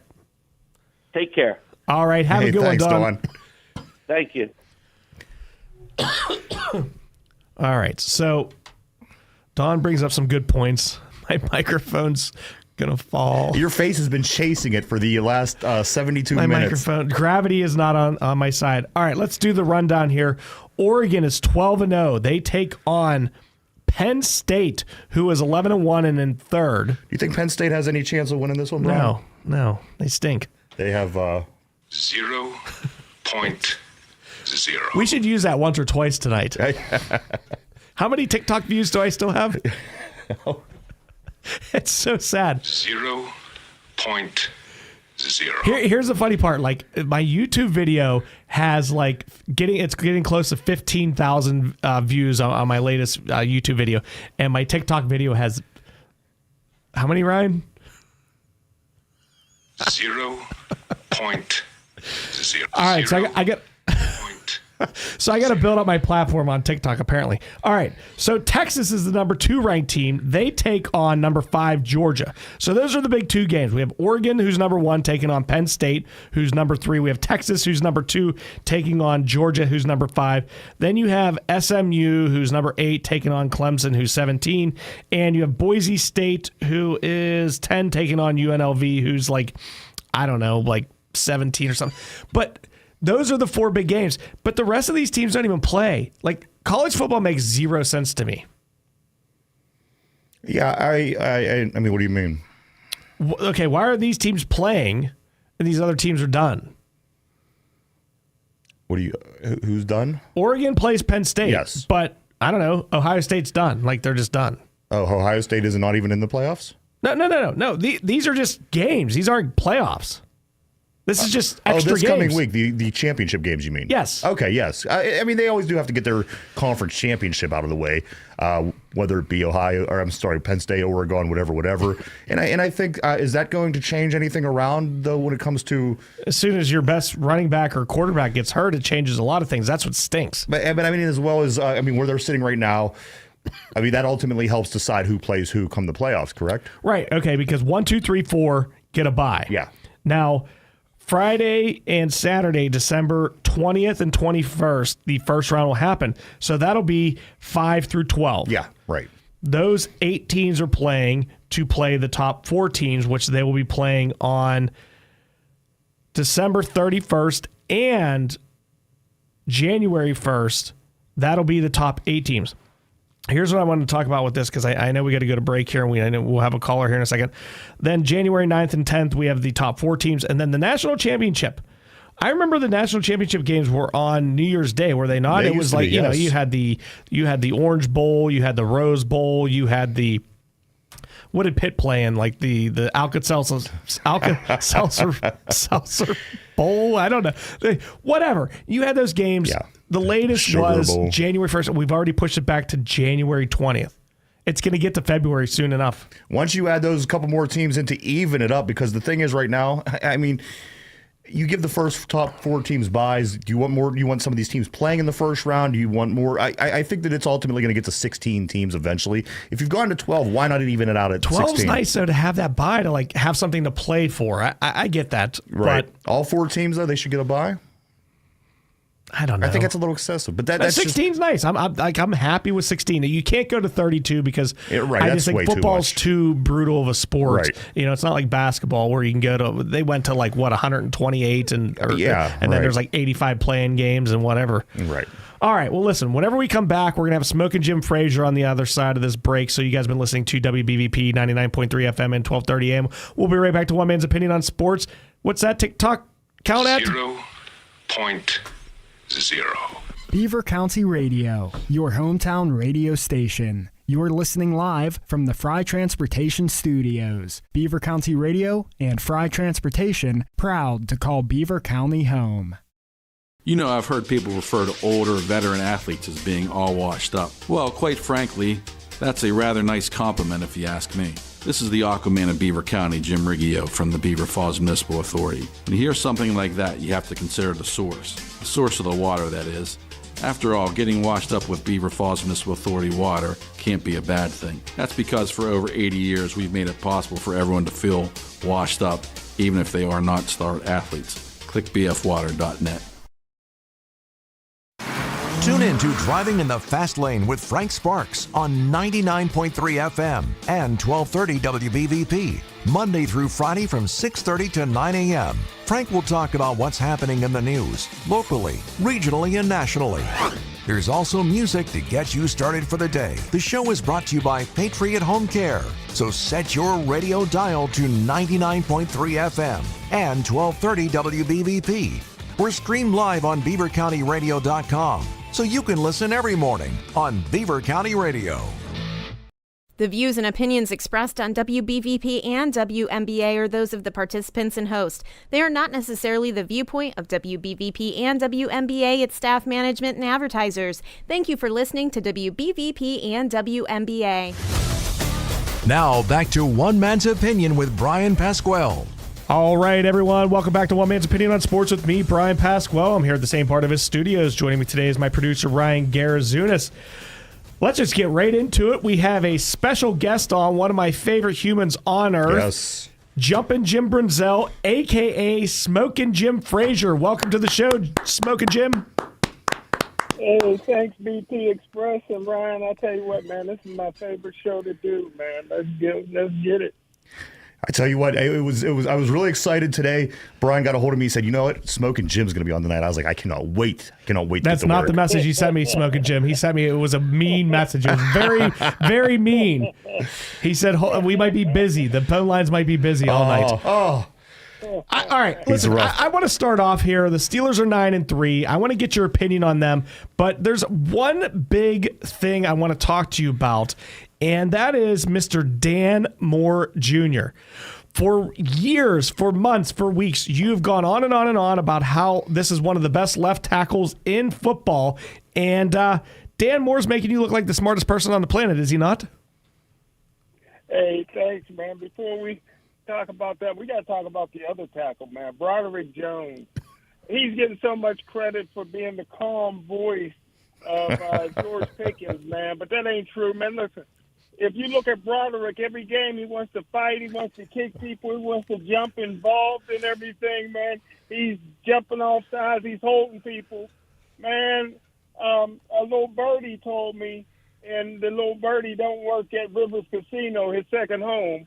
This little birdie told me he was mic'd up, man. So that was all an act, man. That was, Hard Knocks had him mic'd up. So, I guess he's trying to get his acting career going. He's going to be in Friday After Next. He's going to be the next Debo or Harlem Nights. So he's getting his acting in. Hey, man, thanks a lot for remembering about Dan Moore. I took a lot of heat, man, a couple years ago when they drafted Broderick Jones. I'm like, he's not going to beat out Dan Moore, and Dan Moore is not going to play nothing but left tackle. He ain't playing right tackle. Broderick didn't beat him out. They drafted the Samoan this year. I said, he's not going to beat out Dan Moore. Everybody jumped on Dan Moore last week when Myles Garrett got 3 sacks on him. But Dan Moore's claim to fame's always been he done well against Myles Garrett. I remember when Mel Blount, the greatest cornerback in NFL history, got burnt with 3 touchdowns in one half against Paul Warfield. Later on, he got beat by 3 touchdowns in Green Bay by, I can't think of the receiver's name right now, James Lofton. So, when you got 2 great players going at it, somebody's going to get beat. This past week, did nobody compliment Dan Moore for shutting down Hendrickson? He's the best pass rusher in all of football. He held him to 1 tackle and 0 sacks. Agreed. I thought that was one of Dan Moore's best games. And but I need to talk about Broderick Jones here real quick because you did bring him up. But Dan Moore, outside of 3 plays in the last 3 years, he's played every down. Am I wrong? You're right. The best ability is availability, and he's there, man. He's available, man. He's steady, man. Listen, you can't take away 80 starts in your career. And he started as a true rookie, and coming from Texas A&M, them dudes really technically sound when they come in the league. That's where I think Myles Garrett played, and some others. I think the backup center to Ryan Frazier was his teammate at Texas A&M. So them boys really play pretty good fundamental football. I believe the Pittsburgh Steelers is going to sign him to a 4-year extension after the season. That's my prediction. That was my next question. So you think that they will sign Dan Moore Jr. to a 4-year extension? He's going to be demanding a lot of money. I mean, left tackles are typically the second highest paid player on the offense. Maybe some wide receivers get in there or whatnot, but Dan Moore will definitely be sought after by many, many teams. But do you think he'll stick around? According to everybody you're hearing around the country, Coach Tomlin can talk anybody into coming here and staying here. So I don't know. I think you got a better chance of Deontay Johnson going into a Ravens game than you have a Dan Moore leaving the Pittsburgh. Deontay Johnson today got he's suspended for a game. Is he really? Deontay Johnson got suspended today by the Ravens. Ryan can look it up for behavior unbecoming of a whatever. Look it up. He refused He refused to go into a football game. I guess he pulled a Bubby Brister tonight. Wow. Oh, jeez. Okay. Now you brought up Broderick Jones because, he looked good to me on several plays downfield, 10, 15 yards, blocking multiple people at the next level. I get that. But nobody, and you can ask Ryan because I text him a lot throughout the game, nobody plays harder than Broderick Jones in between the whistles. I mean, this guy, if the refs need yelled at, he's over there screaming at the refs. If the other team's acting up, he's over there big brothering them up. I mean, if right before the snap, you need to get a first down right before the snap, he's going to move before the snap. I mean, this guy can play in between the whistles better than anyone. Well, I agree with you 100%. Pittsburgh Steelers got to focus on whether they want to win right now. And I said 2 years ago, my pick would have been Jordan Addison. Jordan Addison got 14 touchdowns in a year and a half. And George Pickens only got 11 touchdowns in 3 years. They still looking for a second receiver. They could have had it last year. My pick was Cooper DeJean, who is tearing up the league as a rookie for Philadelphia, just body slammed Derrick Henry. Yeah, did you see that? Making all the highlights. And so you got to realize that the Steelers want to win right now or they want to win in the future. I think they took a big step in the offseason when they signed Russell Wilson. I said right then and there, the Pittsburgh Steelers could go to the Super Bowl with Russell Wilson. I don't know if they'll win it, but I think the Pittsburgh Steelers, and I'm still saying, is going to go to the Super Bowl behind Russell Wilson. Now we were speaking of Dan Moore's future. Russell Wilson, did we sign Russell Wilson for a 3-year deal or so? Yeah, I think he'll give him a hometown discount of $40-45 million a year. I need that hometown discount. Right? I'm not going to lie. Somebody give me that hometown South Park. Give me that hometown discount. I'll stay there. Now, do you think that Justin Fields will move on then? Yeah, Justin Fields has been a starter. Don't forget, Joe Burrow left Ohio State because he couldn't beat out Justin Fields. And I know some of the coaches. I wish they had that one to do over. But, hey, listen, Justin Fields is a talent. Yes. Nice size, 6'3", 225. I think he showed the poise that you need from a quarterback. He was no distraction. The guy's a Christian. He's a hard worker.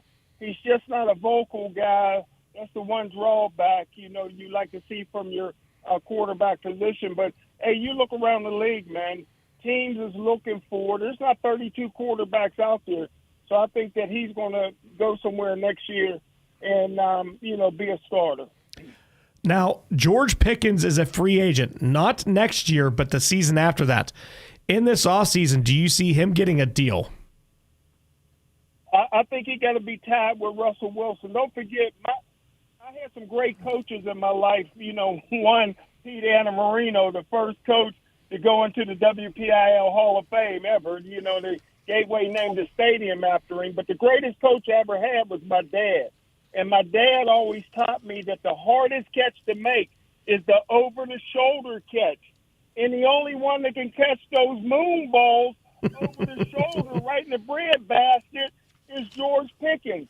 I mean, poor Calvin Austin and Van Jefferson can't even find the ball when he throws that moon ball over the shoulder. They don't know where it's going to land. Yeah, It's a hard catch to make. I see Van Jefferson always looking over the wrong shoulder on those. Oh, wrong shoulder, man. You got to zip it right in there on him. The only one that can make that catch consistently and make it look easy is George Pickens. And I think that if Russell Wilson comes back, I think that they have to be a package deal. They have to come back together. You know who else also catches them really well, guys, that I don't know if we're going to find out or not if it's the truth, is Mike Williams. Mike Williams has literally got 0.0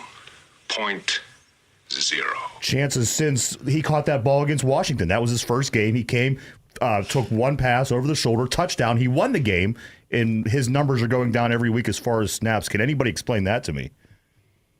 Well, if you look at the history of, Mike Tomlin, and I made a pretty big bet last week, and I tried to get people to parlay it with me. I bet that everybody that on senior day for Boston College, his son Dino Tomlin wouldn't get into the game. 6 years of 0 touchdown catches in his career. But listen, if you look at Coach Tomlin's history, other than getting his son in about 3 Division I schools, he had didn't deserve to be in any. You can tell that wasn't Coach Tomlin's pick. I think Coach Tomlin was satisfied with his number 2 receivers. I think that was the con man that wouldn't know a football from a soccer ball. Pressure from the fans to get a number 2 receiver. I don't know why Coach Tomlin is not playing. A few years back he had, two dogs, one bone. Yeah. You know what I mean? Mike Williams came in, caught an over-the-shoulder catch for a touchdown to secure a victory for the Pittsburgh Steelers. He's 6'4", 225 pounds. This is a guy that was a first-round draft choice, had a lot of good seasons at the San Diego Chargers. They're playing him 25 snaps a game, but Coach Tomlin will not throw to him, and that's a mystery.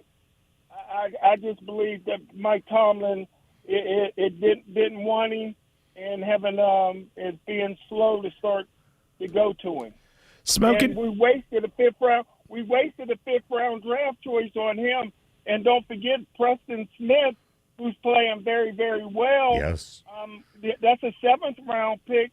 Justin Fields is a 6th round pick. So the Pittsburgh Steelers are going to be the modern day Washington Redskins with George Allen when they used to give away all the draft picks. They didn't have nothing in 2026 when the draft come here to Pittsburgh. Yeah, that's true.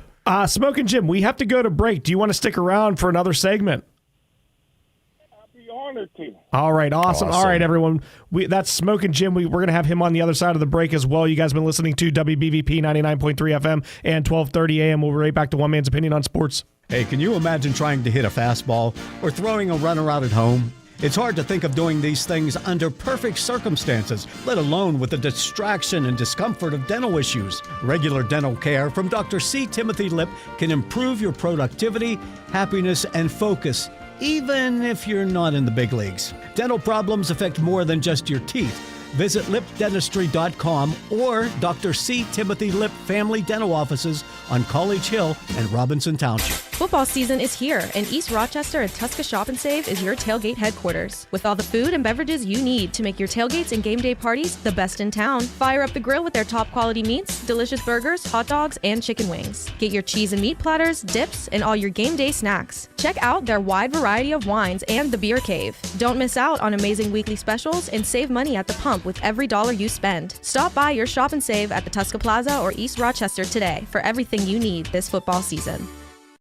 When you talk about community involvement and safety, the name Fry stands at the forefront in Beaver County. Fry Transportation's mission is to continue to raise the bar as the gold standard in their industry by providing the safest, most reliable, and cost-efficient transportation service in Beaver County through their strong relationships with their communities, best-in-their-class drivers, equipment, and technology. There's nothing more important than the safety of their students, employees, and community members. Fry Transportation, where the quality of their organization is characterized by the makeup of the individual behind the wheel.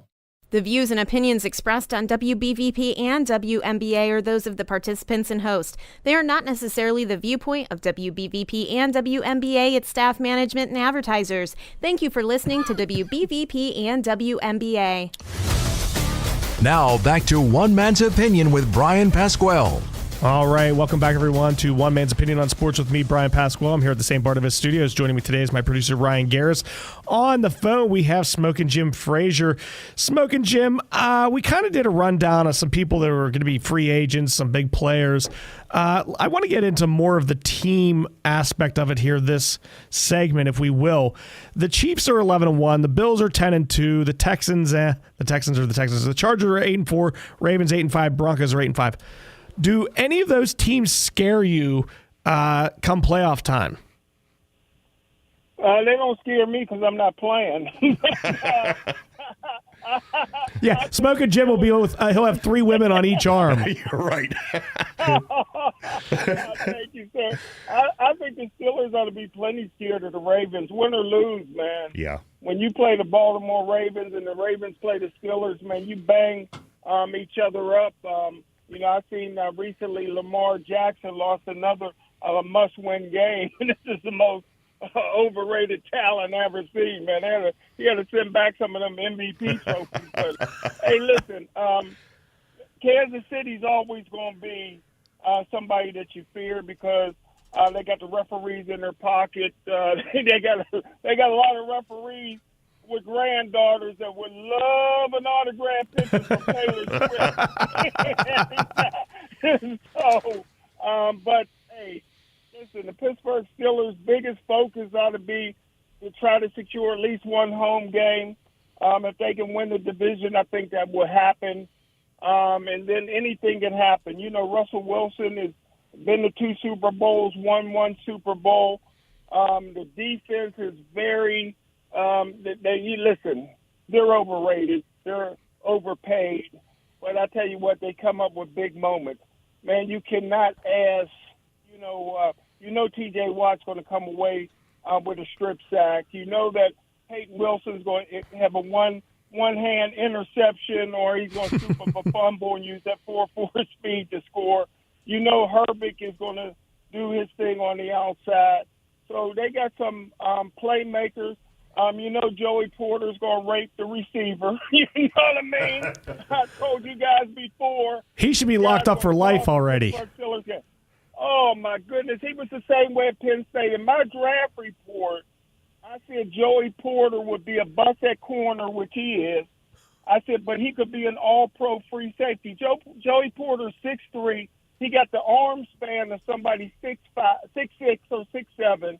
He got foot speed. He can really run. He was a great receiver in high school. He was recruited to some colleges as a receiver. And he don't like to tackle. So at free safety, he would be facing the quarterback and playing center field. He'd come away with a lot of interceptions.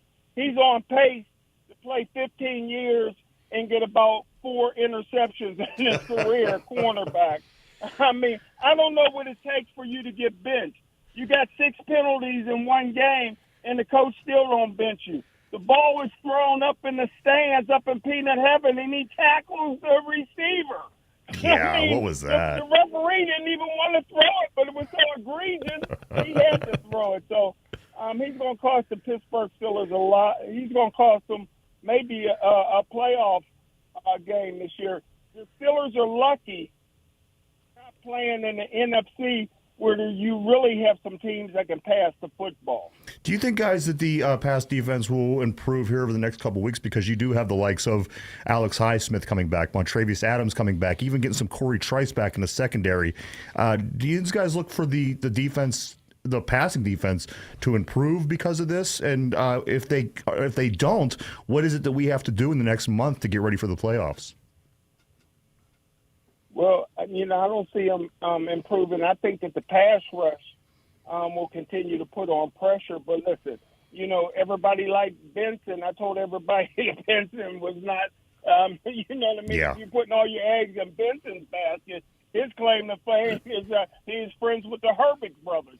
I mean, that's all he did. You're right. That's how he got here. Hey, listen, you don't have a defensive line. It's a shame that a guy that should be over the hill, Cam Hayward, is your only guy that's playing well on the defensive line position. Listen, Highsmith is proven to be a very good run stopper, good sack guy. Herbig to be a starter for any other team other than the Steelers. T.J. Watt, other than LT, Lawrence Taylor, probably the best outside linebacker to ever play football. Well, you were cutting out there, Smoking Jimmy.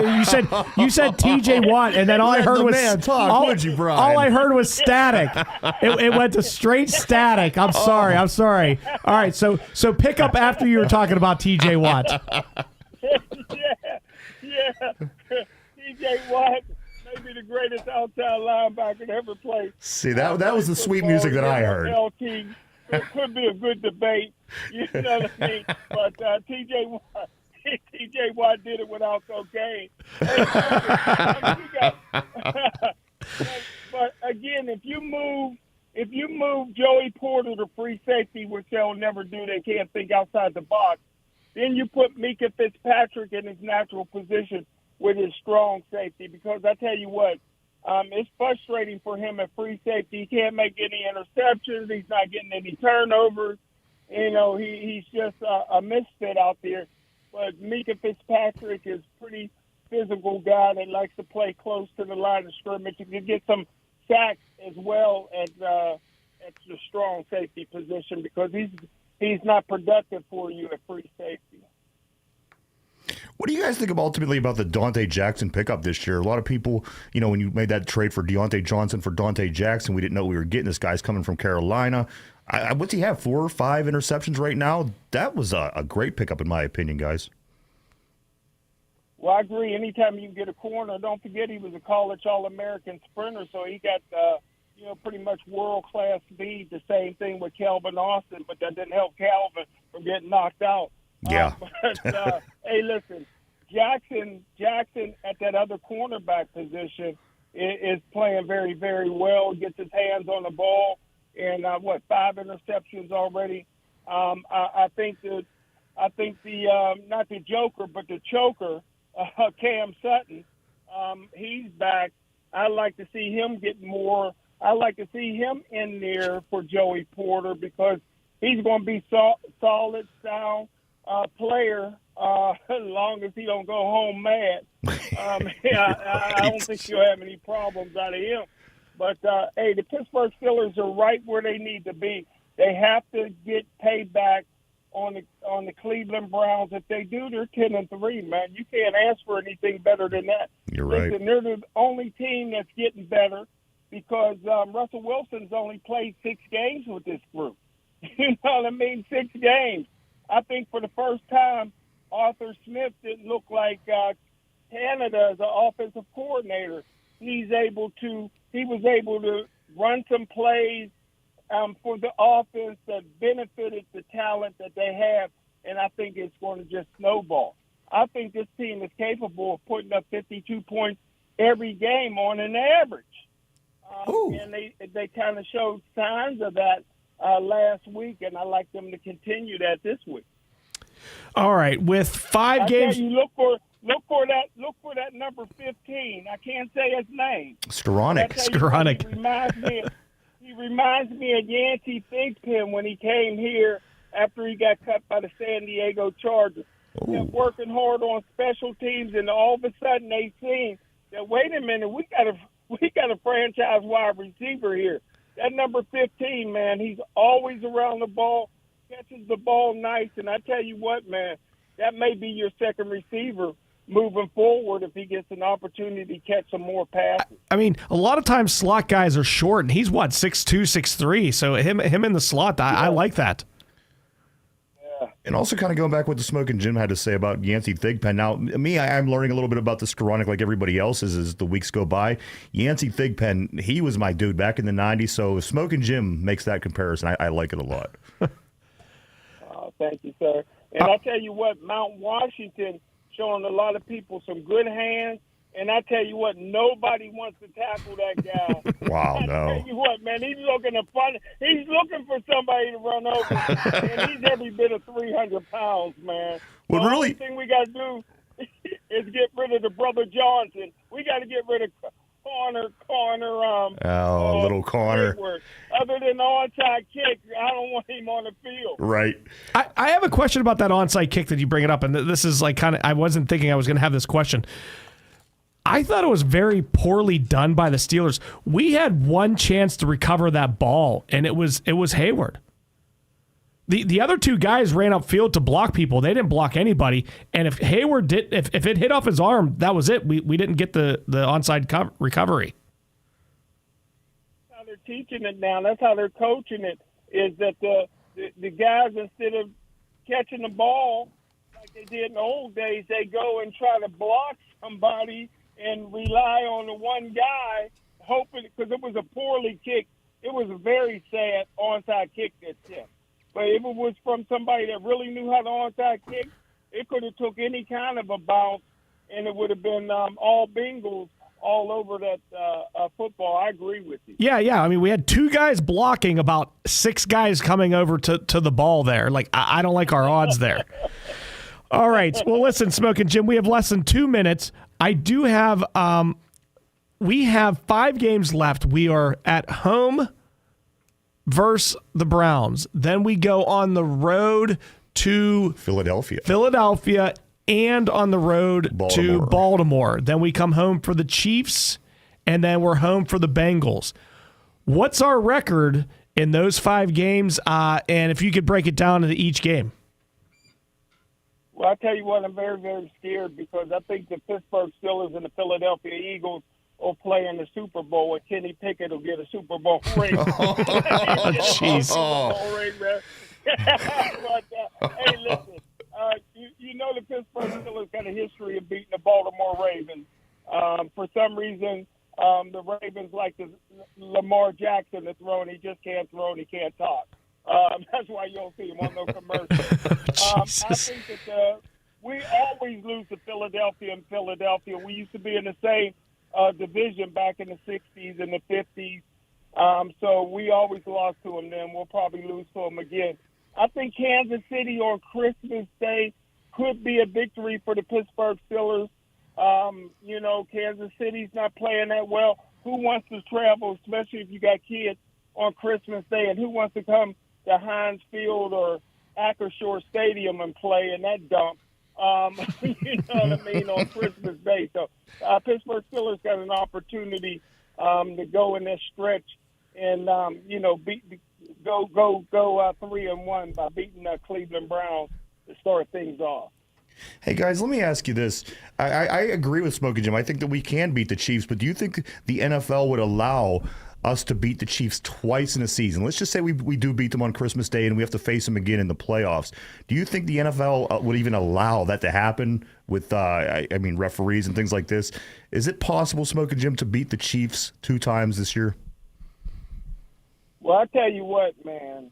If the Chiefs get beat in Arrowhead Stadium by the Pittsburgh Steelers, I pity the fool that says anything bad about Kelsey because his brother beat the snot out of him. Yeah, right.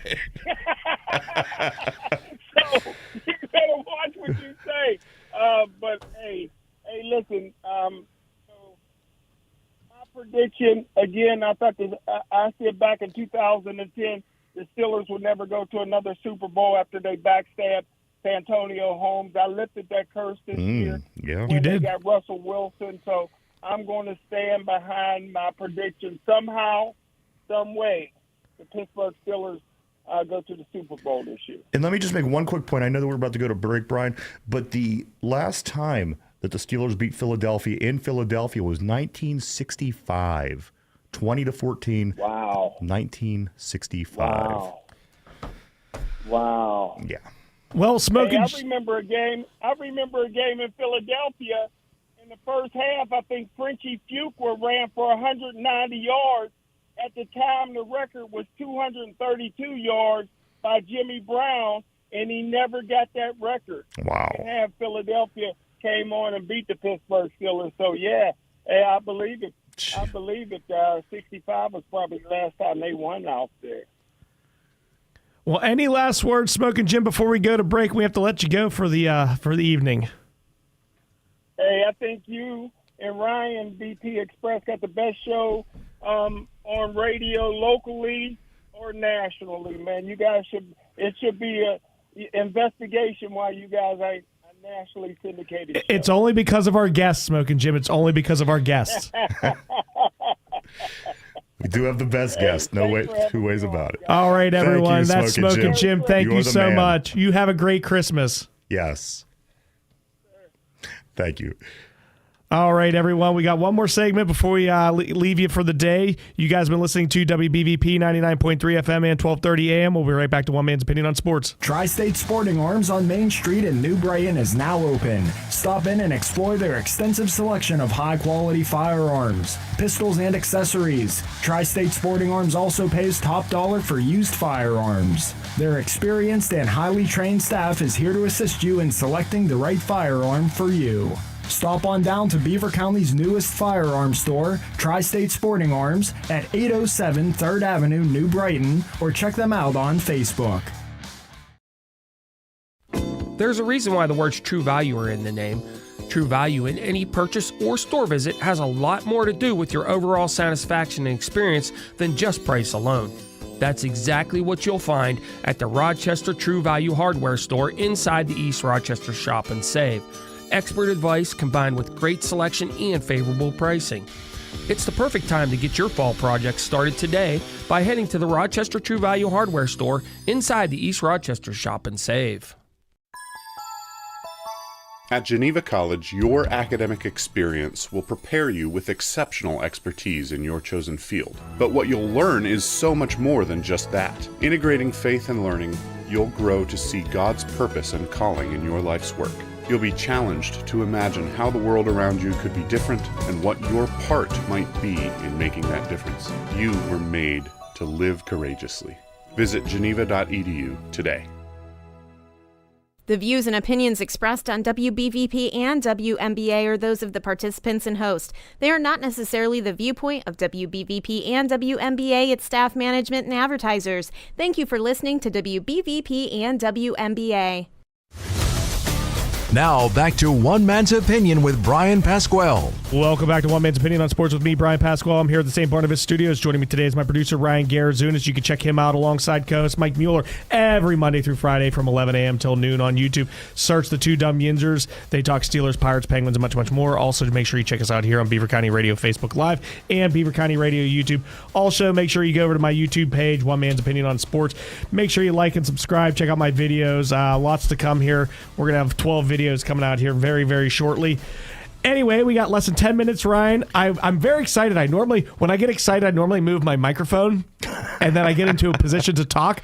But I'm kind of in I've moved my chair back. Yeah. I've got one leg back and I'm in a 3-point stance, possibly. It puts me in mind of, remember back in the day when we had the rabbit ears and your parents would make you hold the rabbit ears and stick one arm out the window and one leg at the front door and just to get it to work, right? If I had the tinfoil, I could wrap it around my headphones so maybe those would work the whole time and possibly maybe some duct tape to hold this microphone up. I feel like I need to talk to from underneath here. Oh, just don't fall. Please don't fall. We need 9 more minutes and then you can fall. 60 years. Brian, do you think that we're due maybe to beat the Philadelphia Eagles, in Philadelphia? It's been 60 years since the Steelers were able to do that in Philadelphia. No, and I don't think it matters. Yeah. I mean, if we could beat the Ravens and we could beat the Chiefs, that's all that matters. Those are the two games. I mean, you don't want to lose to the Browns and the Bengals.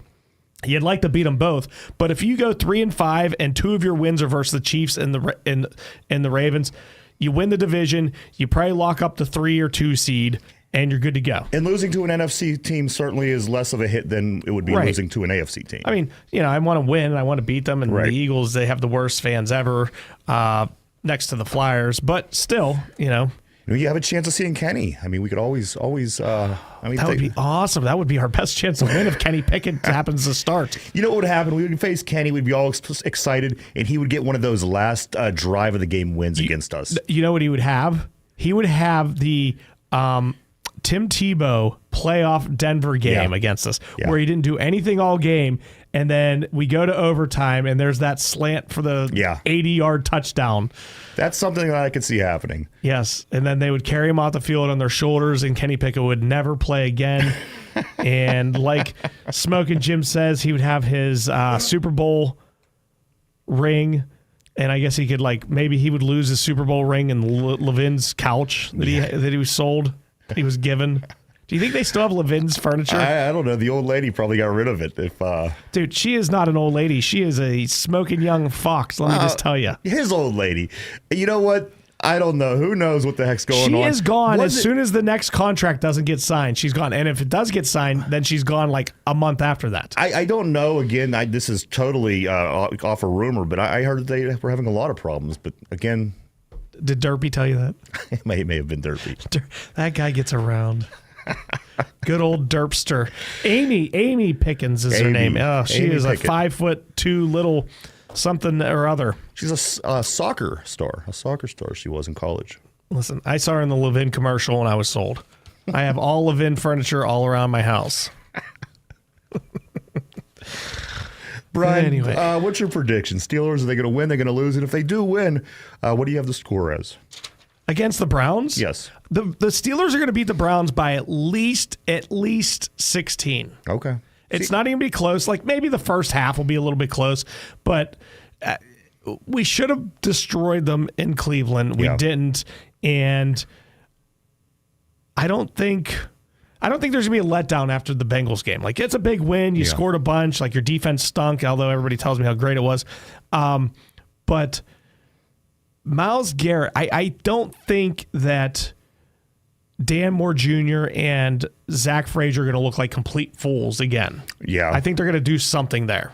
Absolutely. You know, coming into a game a second time, and also, we had the extra day. I know it doesn't seem like a lot, but Cleveland was 1 day short on their practice this week. They had the Monday night game, so I think we had a little bit of an advantage there. We had the extra day. We got to watch these guys real time and then go in to watch the film throughout the week. So I like our chances as well. As I said earlier, I think probably 20-13, 23-10, somewhere in those set of numbers. I think the Steelers win by roughly 10 to 13 points. This is like the fight for Jesus, right? And, I personally don't want to get into religion talk here on Sports Talk Radio. We did enough. We did enough politics during the election, which we're probably not going to talk politics very much. Like maybe after the 20th when Trump gets inaugurated, whatever, we might discuss that. But religion here. I want to talk religion just for like 30 seconds. Jameis Winston and Russell Wilson are like two Jesus-loving fools, and they will tell everybody about Jesus, and they spread the word about Jesus. And, like, who does God pick? In this game? Yes. Is he flip a coin? No, he's a Steelers fan. He's a Steelers fan. I think so. Jesus is a Steelers fan. Okay, yes. Explain this one to me. Okay, have you ever heard the old joke where Tom Brady dies and goes to heaven and he sees the? How is this a joke? Well, listen, somebody passes away is a joke. Well, it's Tom Brady. Oh, jeez. Tom Brady. Poor Tom. Tom Brady passes away. He goes to heaven and he sees, he meets God. God says, Tom Brady, here is your mansion. There it is. It's big, blue, red. It's a big mansion for you.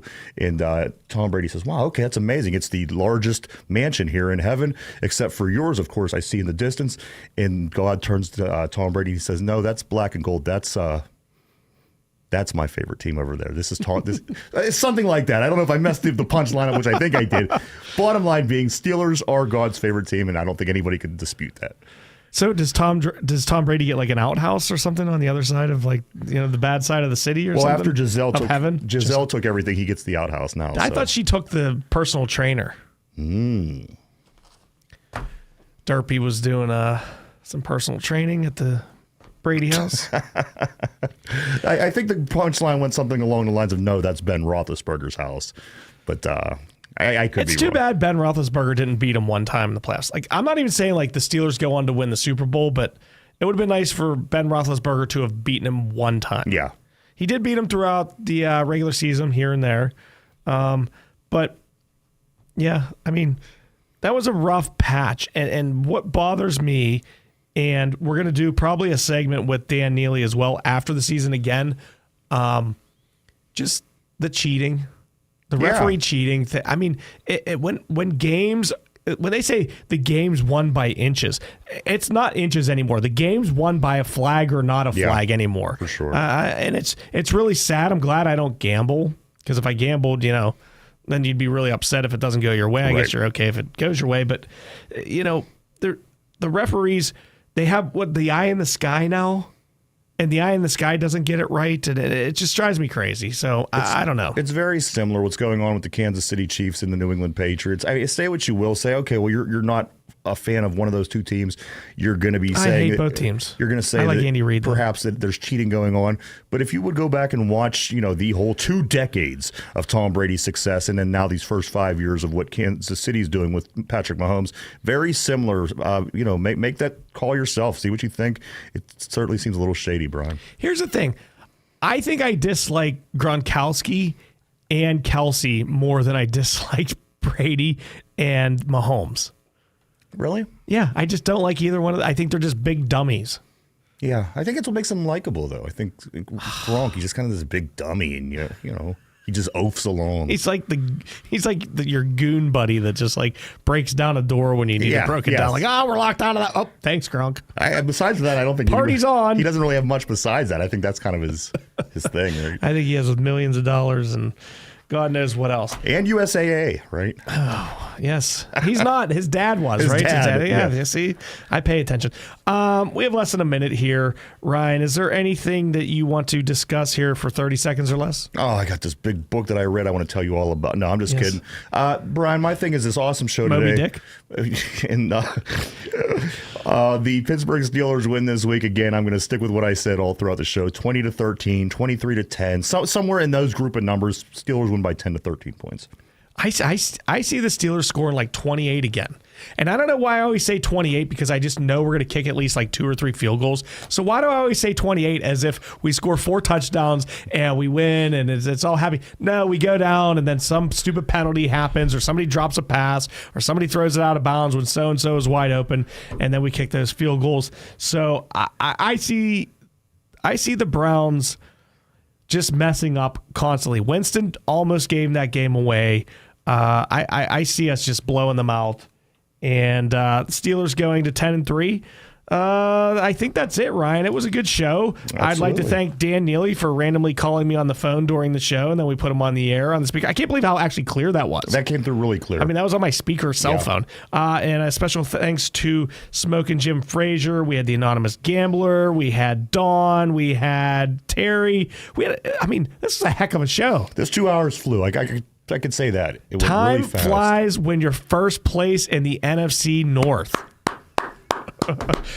All right, from Ryan Garazunas, Yes, Bryan sir. Pasquale, we all thank you for joining us. I can't thank Ryan enough. He is the best producer this side of the Mississippi. I don't know anybody from the other side of the Mississippi, but we appreciate you. From all of us here at WBVP 99.3 FM, we will see you back here in 166 hours. You've been listening to One Man's Opinion on Sports with Bryan Pasquale on Beaver County Radio.